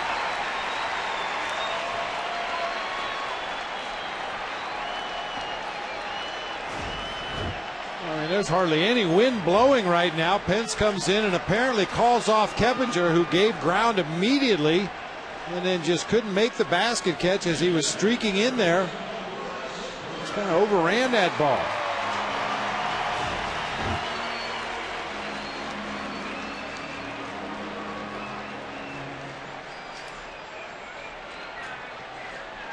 It's the 4th error of the season for Hunter Pence out there in right field.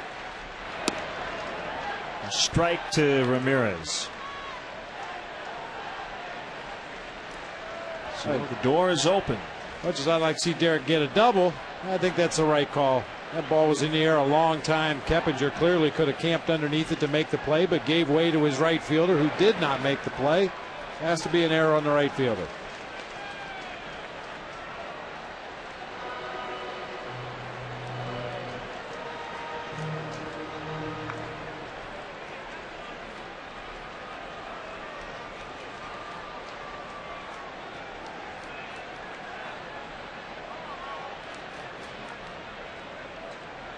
Kick the 1-1. Too high.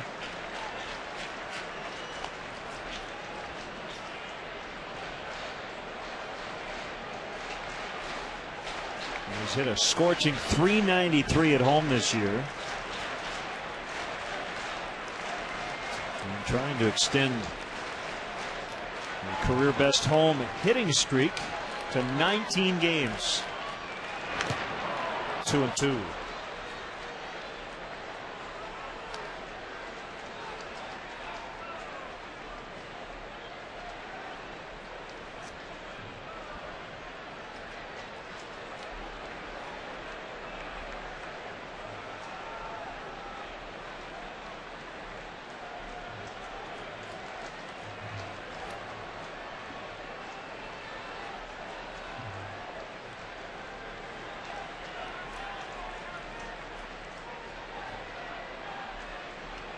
Oswalt has a sign from Coast and a look at Lee, and he steps off. There's a big hole in that right side of the infield with Jeff Keppinger cheating close to second base to try to hold Derek Lee on. That leaves a big hole between him and Lance Berkman. Bourne going after it.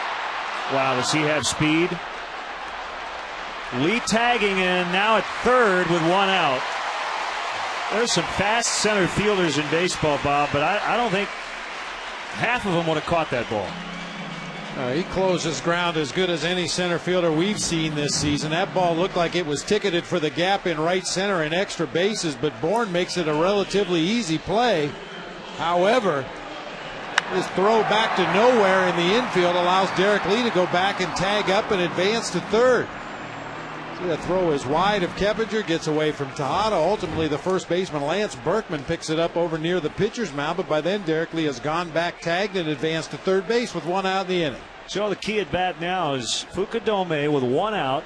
A chance to get that run in if he can just make some good contact. They're going to concede the run on a ground ball up the middle past the pitcher. Cornermen have a shot. That's slicing, and it's out of play. Third at bat of the ball game for Fukudome. First time up, he saw lots of fastballs. Almost every pitch. I think there was only 1 off-speed pitch in the sequence. Second at bat, he didn't see a fastball. All changeups.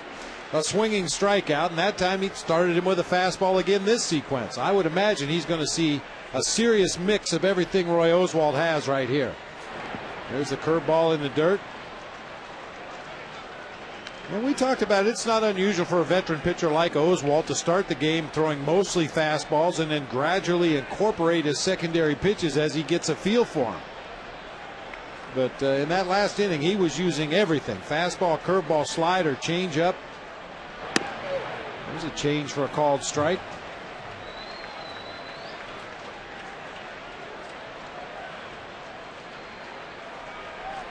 So now Fukudome's in protect mode, trailing in the count, a ball and 2 strikes.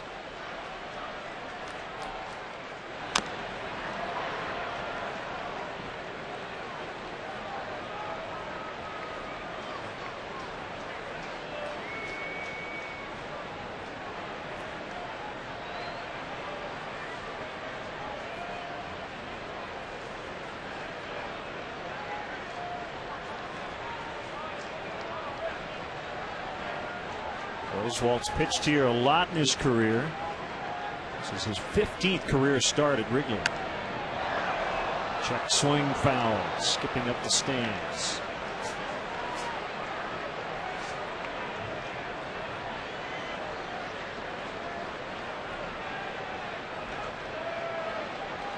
Lee got on because of an error by Hunter Pence. He moved to third on the line out by Ramirez to center.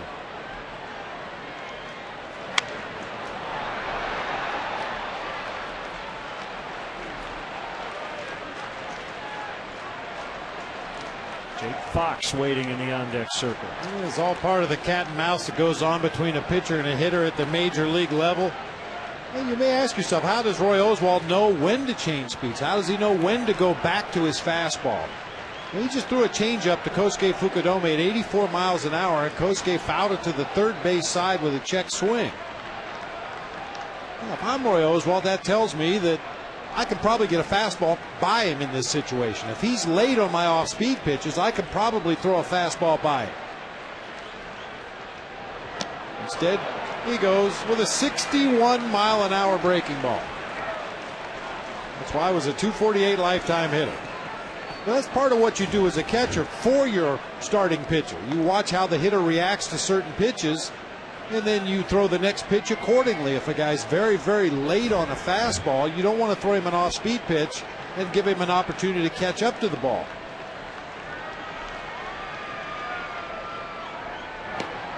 Got him on a slider at 79 miles an hour.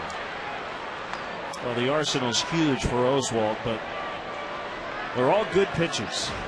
You can have all 4, but that's a nasty one right there. Just straight downward movement on that slider. We talk about the backdoor breaking ball from a right-handed pitcher to a left-handed hitter.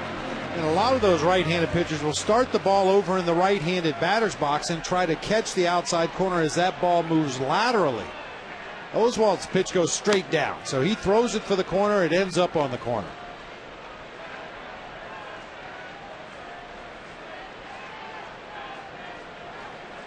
I was talking with Von Joshua, the Cubs hitting coach, before the game about what do you do against a guy like Oswalt? And there's no one way to answer that question. I mean, Oswalt doesn't walk a lot of guys. He said, yeah, you want to work deep counts, but sometimes you may only see one good pitch to hit per at bat, if that. Von has no problem with guys swinging at the first pitch, but he wants you to do some damage with it. I think every hitting coach would tell you that.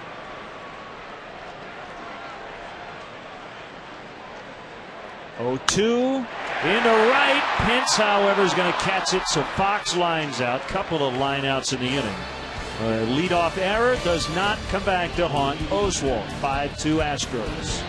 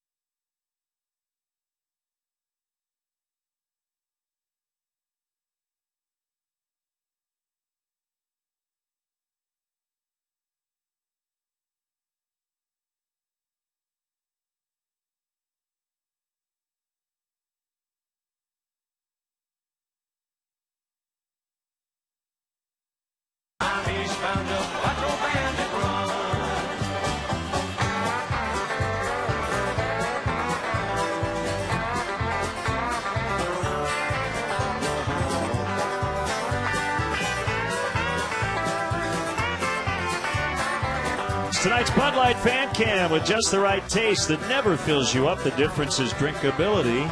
It's from Smokey and the Bandit. We'll be eastbound this weekend going to New York, but the lyric fits. We've got a long way to go and a short time to get there. I think that fits the Cubs situation.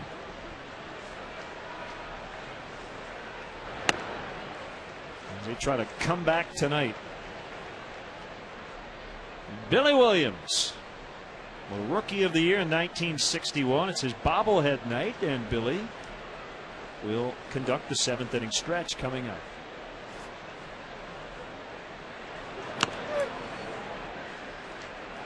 Two balls and a strike to Lance Berkman.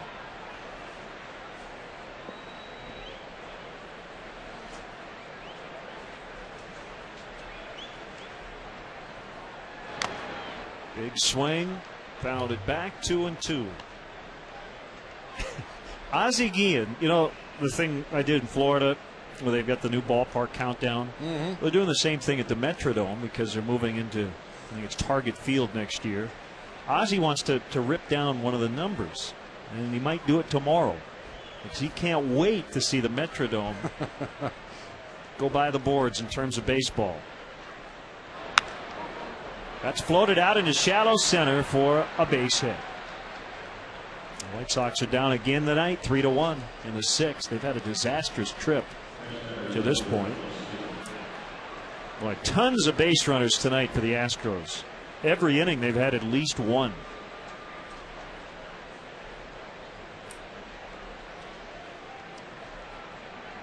And here's that guy again, Carlos Lee. Took advantage of a couple of mistakes by Rich Harden in this ball game. One to single in 2 teammates, and another one a home run into the bleachers in left center to drive home 2.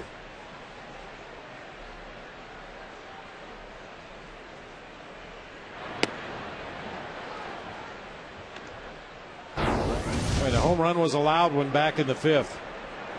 Took a low fastball, caught it right on the sweet spot of the bat. A line drive homer about 5 rows up into the bleachers out there in deep left center field.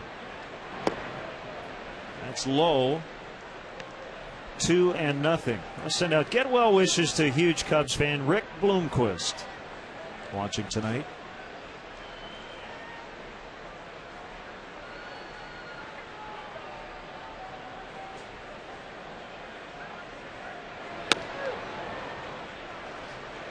Slider strike, 2-1. The final in Florida, 5-2. The Braves a winner.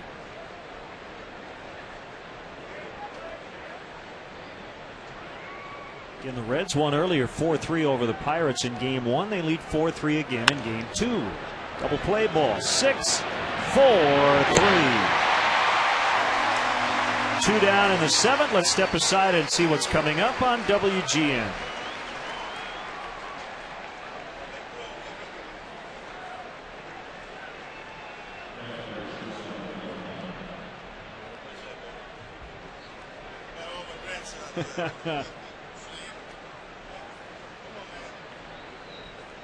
Two down.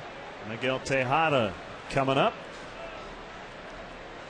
A Hall of Famer Billy Williams and his grandsons will conduct the stretch coming up. The Williams chorus.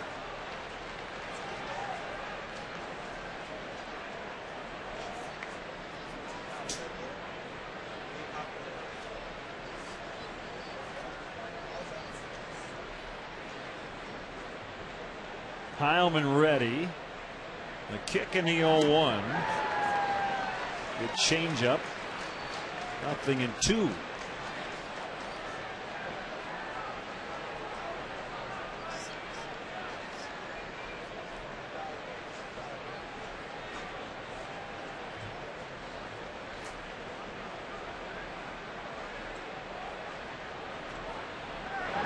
Another changeup. Inning over. Here comes Billy Williams. Guest conductor for Take Me Out to the Ball Game is Chicago Cub Hall of Famer Billy Williams. Yes, to the world's greatest baseball fans, along with my grandson, let's sing out loud for some runs. Here we go. 0-1, 0-2, 0-3.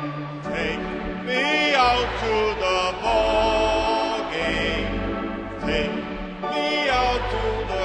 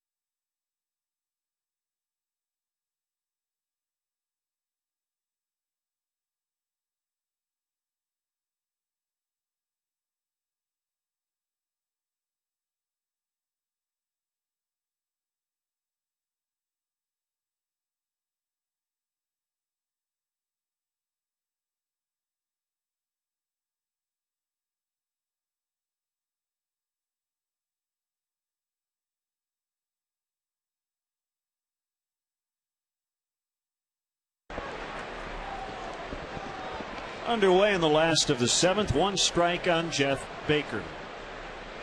The Hall of Famer Billy Williams is with us in the booth after a fantastic job with the seventh inning stretch. Well, I have my grandsons to help me out. Yeah, big group here. Matter of fact, I got the biggest one to help me sing this time. He got jealous. I had all the three little ones here. He wanted to come this time. The choir's getting bigger every time, Billy. I'm telling you. I think the daughter said, that's it, though. Fouled back by Baker. Yeah. We're still in August. I'm telling you. Can you believe it? Can you believe this weather here? Unbelievable. Huh? You know, it's a nice night. If you have a it jacket, really is. it's It really very is. comfortable. Yeah. It's a nice night to win a baseball game.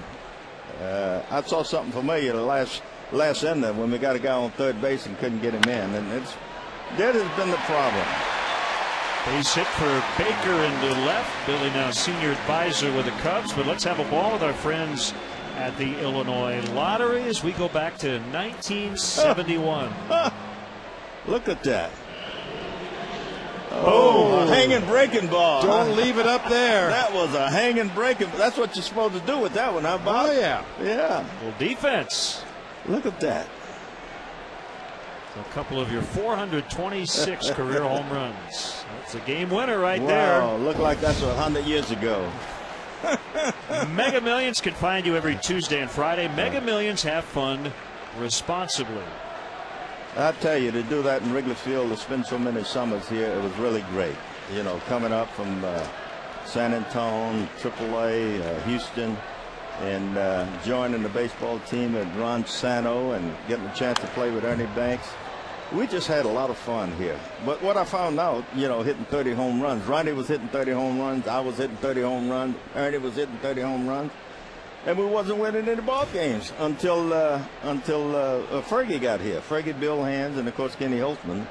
And we started to get some pitching. We started moving some people around, you know, hit and run and doing some stuff like that. And we started winning ball games. Oh, no. 4-6-3 double play. So just like that. 2 outs in the inning, and Sam Folt's going to bat for Aaron Heilman. Billy, of all the great stories you tell, I mean, we've talked about the no-hitter. Ron hit the 3-run homer. Hank Aaron hit the ball you thought was going to go. Ken Holtzman here at Wrigley Field. My personal favorite, because it's the twist, is you got cheered for striking out on Billy Williams Day. It was, I just saw a guy, he had one of the buttons, June 29th, 1969. And I woke up that morning, it seemed like it was, had an overcast, and I thought it was going to rain. I didn't think we were going to play. And I came to the ballpark, and all of a sudden the game started. And, you know, we playing the Cardinals. Bob Gibson pitched in the first game.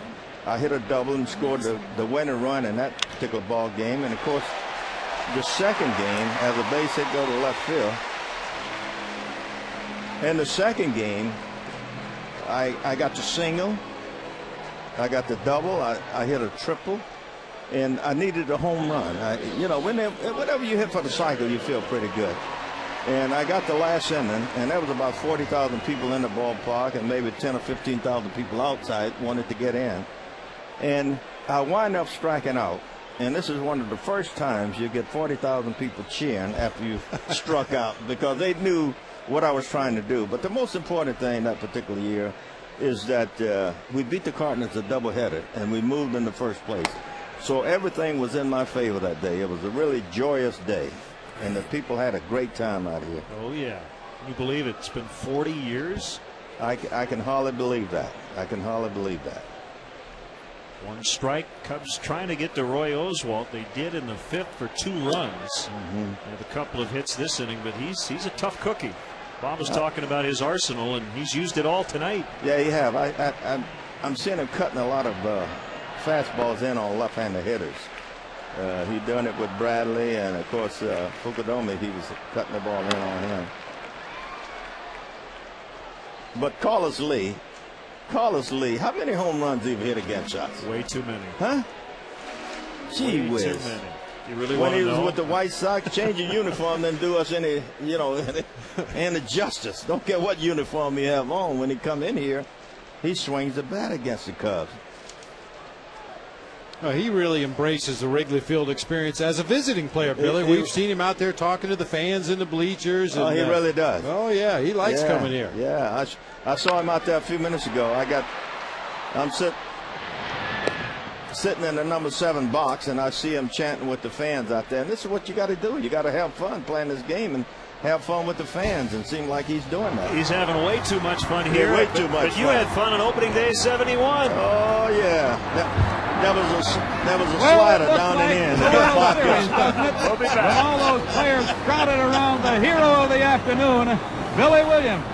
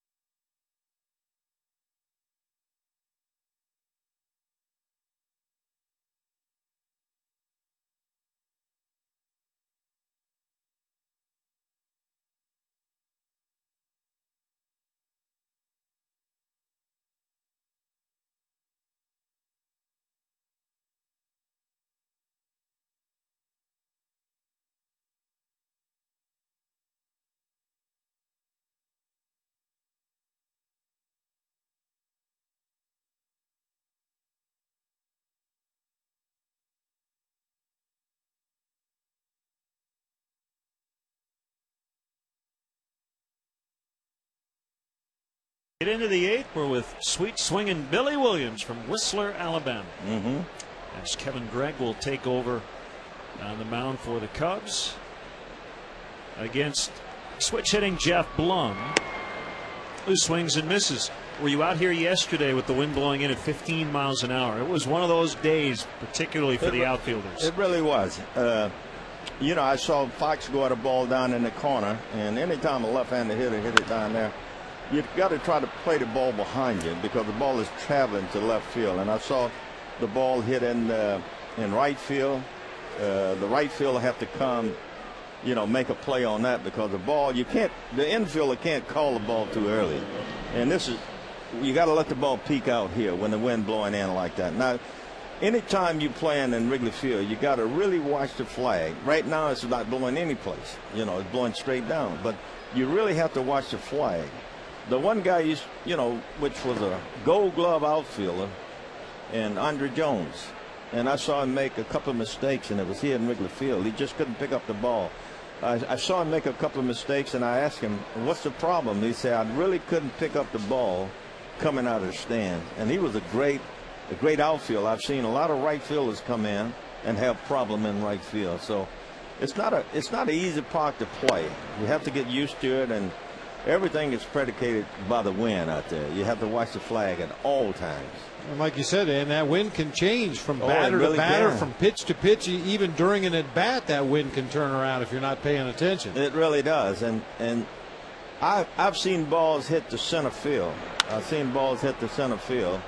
And if the wind blowing behind the scoreboard, it's not going to mess with the ball too much, because the scoreboard blocked the wind from interfering with the baseball.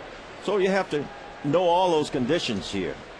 You got the lines pretty close to the left field out there, so you just have to get accustomed to playing here. Here comes a 2-1 pitch that's low. 3 balls and a strike on Pence. Blum singled to start the inning. Billy, you're in uniform with us in Mesa, in Arizona, and I know that you talk to outfielders, and particularly the new Cubs in Arizona, but I'm sure there's some times where guys wish they could actually play a couple games here before the season starts. It's not easy in April, and that's when the weather is most unpredictable. Well, that's what we used to do. We used to play a game in Milwaukee. We used to travel back with the White Sox when you had those exhibition games, and then you come play one in Chicago.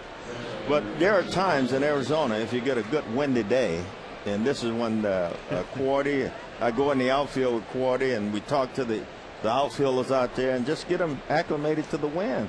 And it's kind of similar to what happened here in Chicago. The wind always blowing the ball different ways. 1 ball, no strikes on Chris Coast, the catcher. Billy, in terms of guys you enjoy watching, what to watch hit as LaTroy Hawkins gets loose, who do you like to watch? I guess I won't limit it to the Cubs. I know you don't like watching other guys do damage against the Cubs, but hitters today, you'll stop if you have a game on TV and you go, I got to watch this guy bat.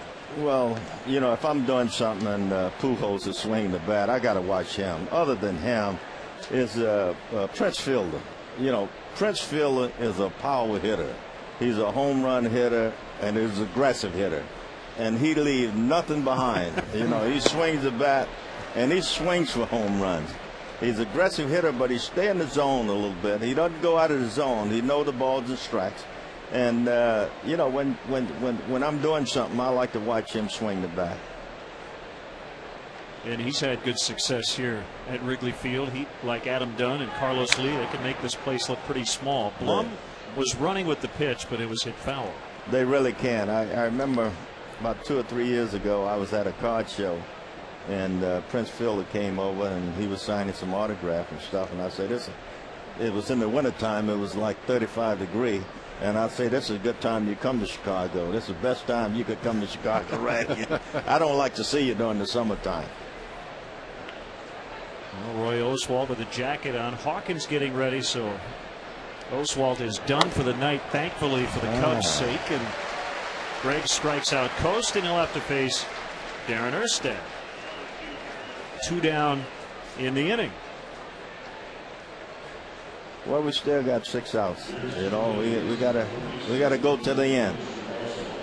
Yeah.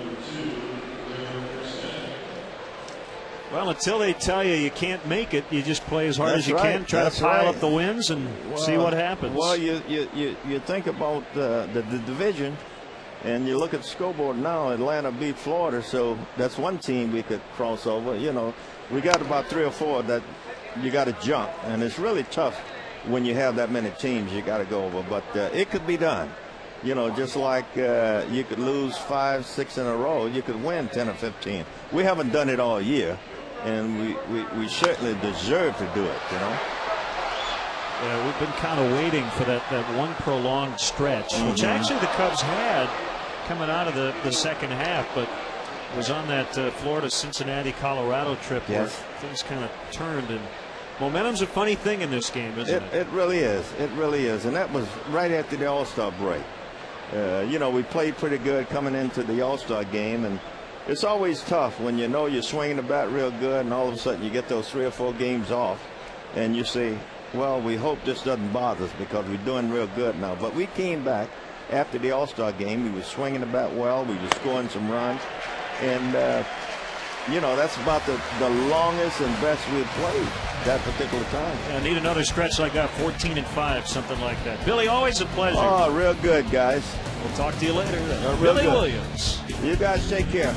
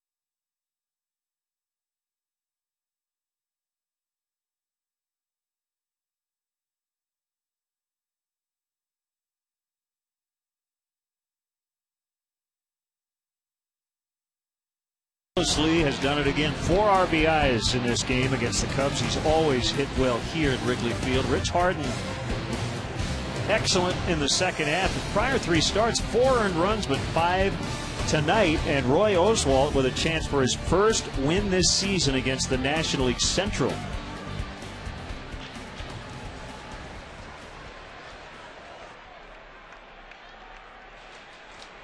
Troy Hawkins, a former Cub, facing Milton Bradley. Also a reminder to visit your Honda dealer and test drive a 2009 Honda Accord. So Hawkins setting up for Jose Valverde. Troy has been great for the Astros since he was acquired in the middle of last year from the New York Yankees. Big leg kick. The 1-0 pitch is low. 2-0 the count. Got himself in some trouble last time here at Wrigley Field. Made some comments that he felt the umpires had already decided who they wanted to win the ball game. Got ejected from that one. Ultimately fined. Didn't suffer any suspension, but did get fined for his comments. Swung on and missed.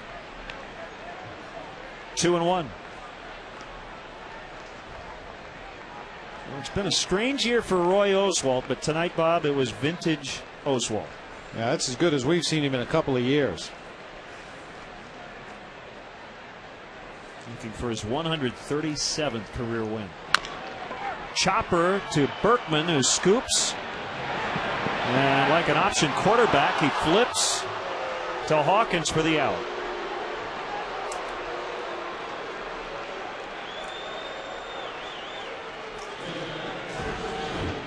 Not an easy play for Lance Berkman from our Southwest Skycam. You could see he was off balance, kind of stumbling toward the middle of the infield, had to shovel back against his own body to Hawkins getting over there to cover, and they just do get Milton Bradley at first base.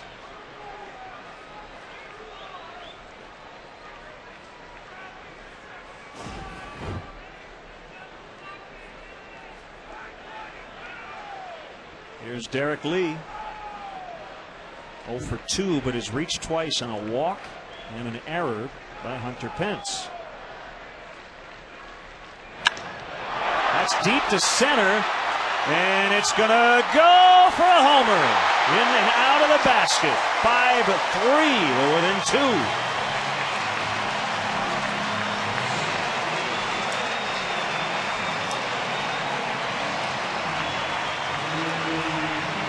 Number 26 for Lee.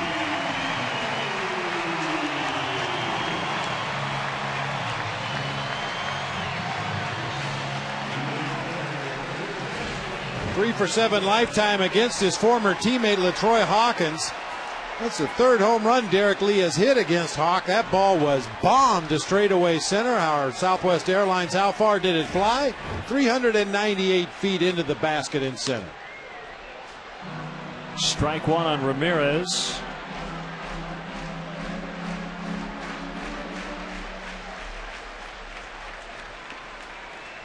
Well, considering how good Jose Valverde has been against the Cubs in his career, he'd like to get, if not all of it back, most of it back against Hawkins here in the 8th. Swing and a miss, 0-2.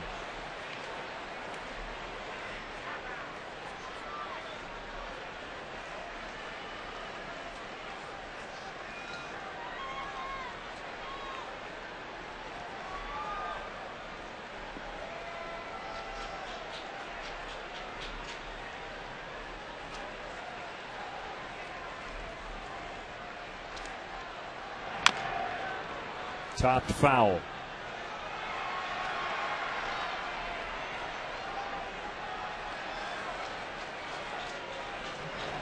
Hawkins has dealt with shingles in his back. Ended up on the DL earlier this year. It was right around the time they were last here in Chicago.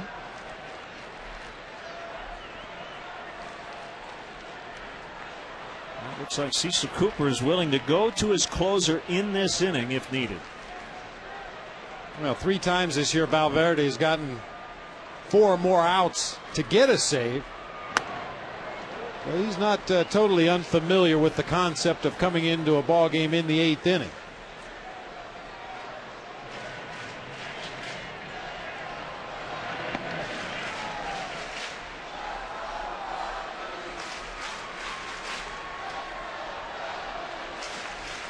One-two pitch. That ball struck well, but too much air underneath, and that'll be caught.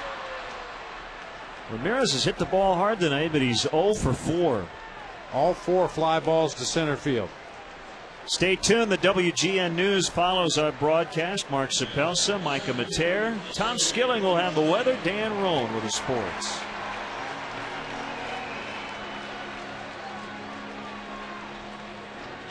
A rare 0 for tonight for Aramis Ramirez at home.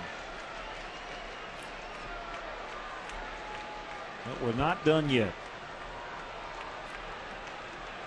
One of those 4-out saves, actually it wasn't a save for Valverde, but he did get 4 outs here at Wrigley Field earlier this season. That was when their bullpen was really banged up. Remember, Wesley Wright had dehydration.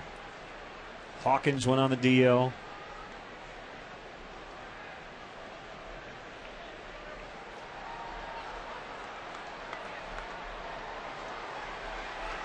But 2 outs, nobody on. As Hawkins tries to get Fukudome, but it's 2-0.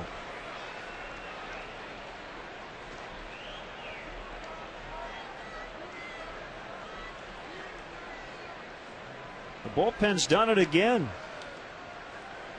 3 scoreless innings to give the offense a chance.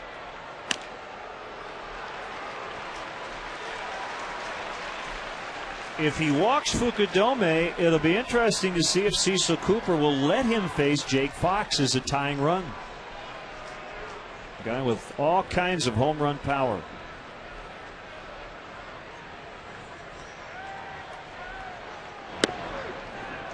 Three and one. Well, Jake Fox in his first year in the major leagues obviously has faced neither LaTroy Hawkins nor Jose Valverde, so no advantage to be gained as far as past history.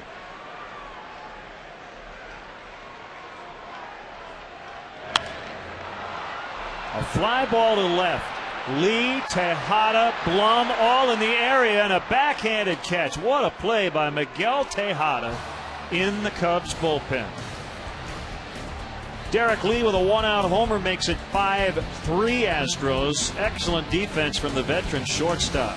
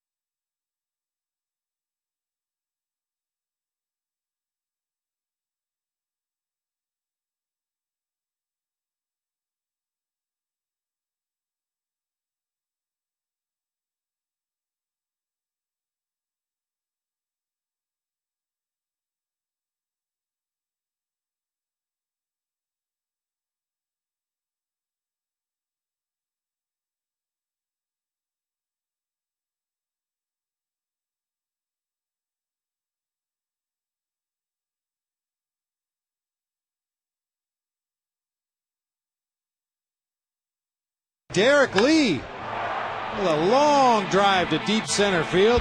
Pull the Cubs within a couple of runs in this ball game. Derek Lee, our AM/PM player of the game. Too much good stuff. John Grabo against Michael Bourne. We're in the ninth, 5-3 Houston.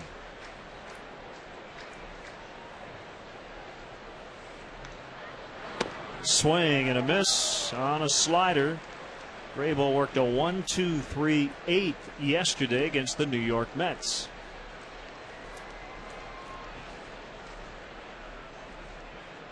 The pitch hit foul. Paid crowd tonight 36,990. As the Cubs finish up August.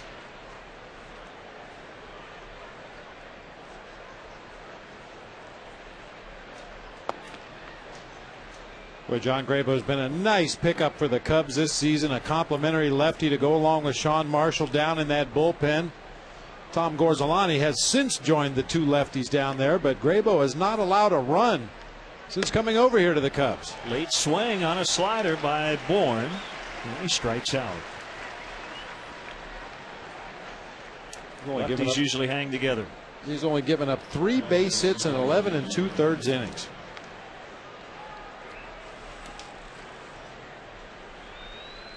Those lefties speak a language only they can understand.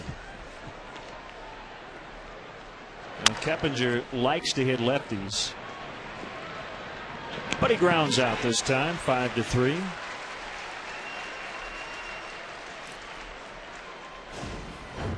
From the Southwest Sky Cam, Jeff Keppinger with a little broken bat, 2-hopper, backed up Aramis Ramirez a couple of steps. Strong throw across just in time as Keppinger was really motoring down that line. Berkman will bat right-handed against the lefty Grabo. Hey, we want to give a nice plug to Nicholas Sanders, who was attending the game tonight as part of granting his wish with the Kids Wish Network. Nick diagnosed with a genetic disorder causing bones in the skull to fuse along with increased fluid in his brain. He has endured 8 surgeries to help ease the symptoms. Watched batting practice and met with his favorite player, Aramis Ramirez. So, Nicholas, we hope you had a wonderful time tonight here at the ballpark.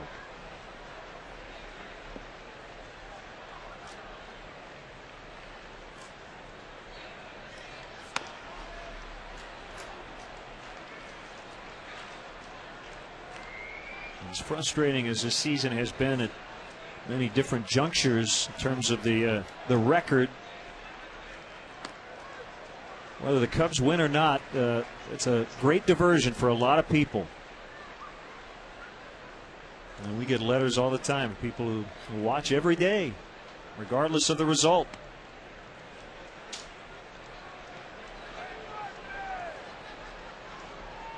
I think those of us that are involved with the game on a daily basis sometimes, and rightfully so, we elevate it to something more than a game. But for a lot of people out there, it's just something to take their mind off their own troubles for 2 or 3 hours every afternoon. And if that makes their life a little bit easier, then I think we can all be proud of what we do out here on a daily basis.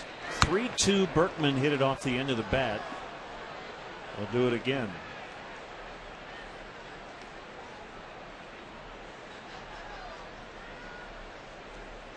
Looking at the bottom of the ninth, Fox, Baker, and Hill due up against Jose Valverde, who's ready to go. He's just watching from the Astros bullpen.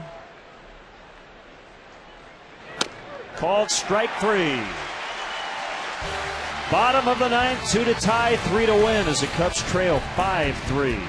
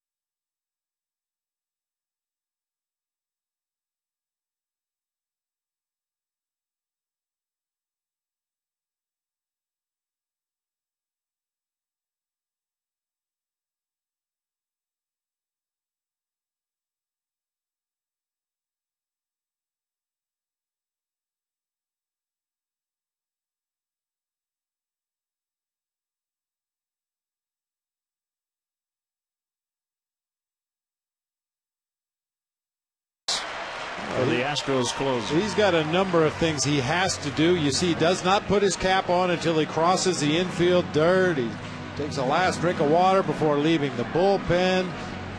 He's got another series of things he does once he gets to the mound. Oh, very much a creature of habit and ritual. Has to go through the same thing every time he comes into the ball game. He will not throw that baseball. He's got to ask for a new one from the umpire.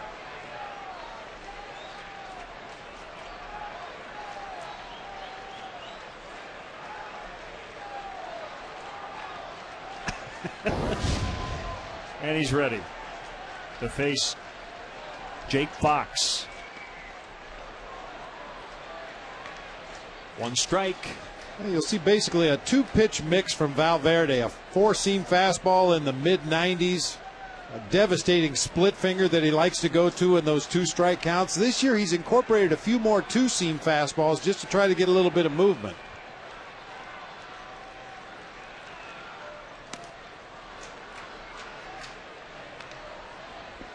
Oh, 2 on Fox. We have the slow gun tonight. The other stadium gun had that one in 93. We had 87, so we'll split the difference and say it was 90. He's a high set with his hands. Good morning, good afternoon, good night. One out.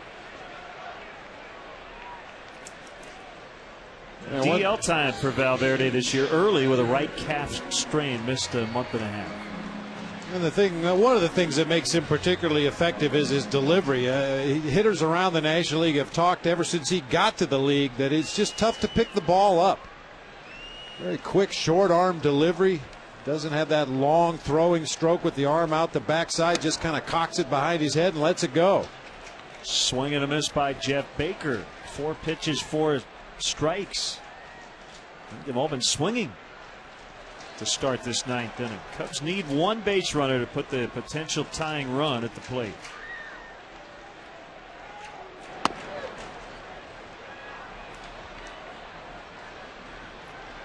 Senator Durbin still here. Hoping the Cubs can come back late.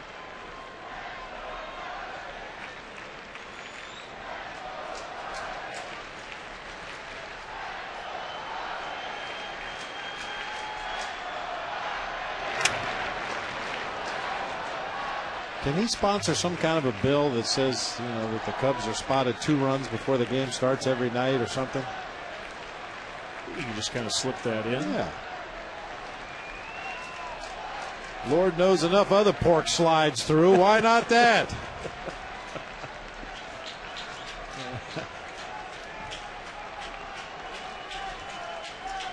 Not too much to ask. Shouldn't cost anybody any money. Pence is over. That's out of play. We're right back here tomorrow night. Brian Moeller and Randy Wells right here on WGN at 7 o'clock Central Time.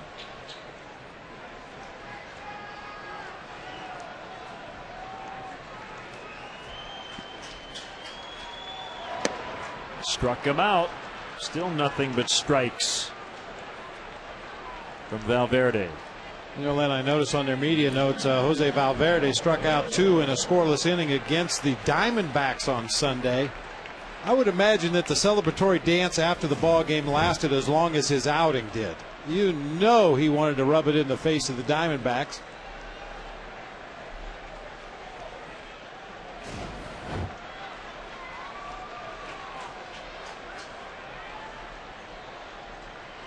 Last chance, it's Coy Hill off the plate inside with Giovanni Soto on deck. So the thought is, if Hill can get on, you have a guy who has a potential to hit the ball out of the park, and Soto. No Alfonso Soriano tonight after getting a cortisone shot yesterday in his sore left knee. Bourne coming in on this blooper. He lays out and he caught it, and that's it. The Astros win it. Michael Bourne with a diving catch. And the Astros take game 1, and the Cubs are now 3-4 on this homestand. What a play by Bourne. Well, Michael Bourne had a nice night at the plate with a double, an RBI, a walk, but he made some defensive plays in this game that kept his team out of trouble. So Roy Oswalt beats the NL Central for the first time all year. 5-3 Houston.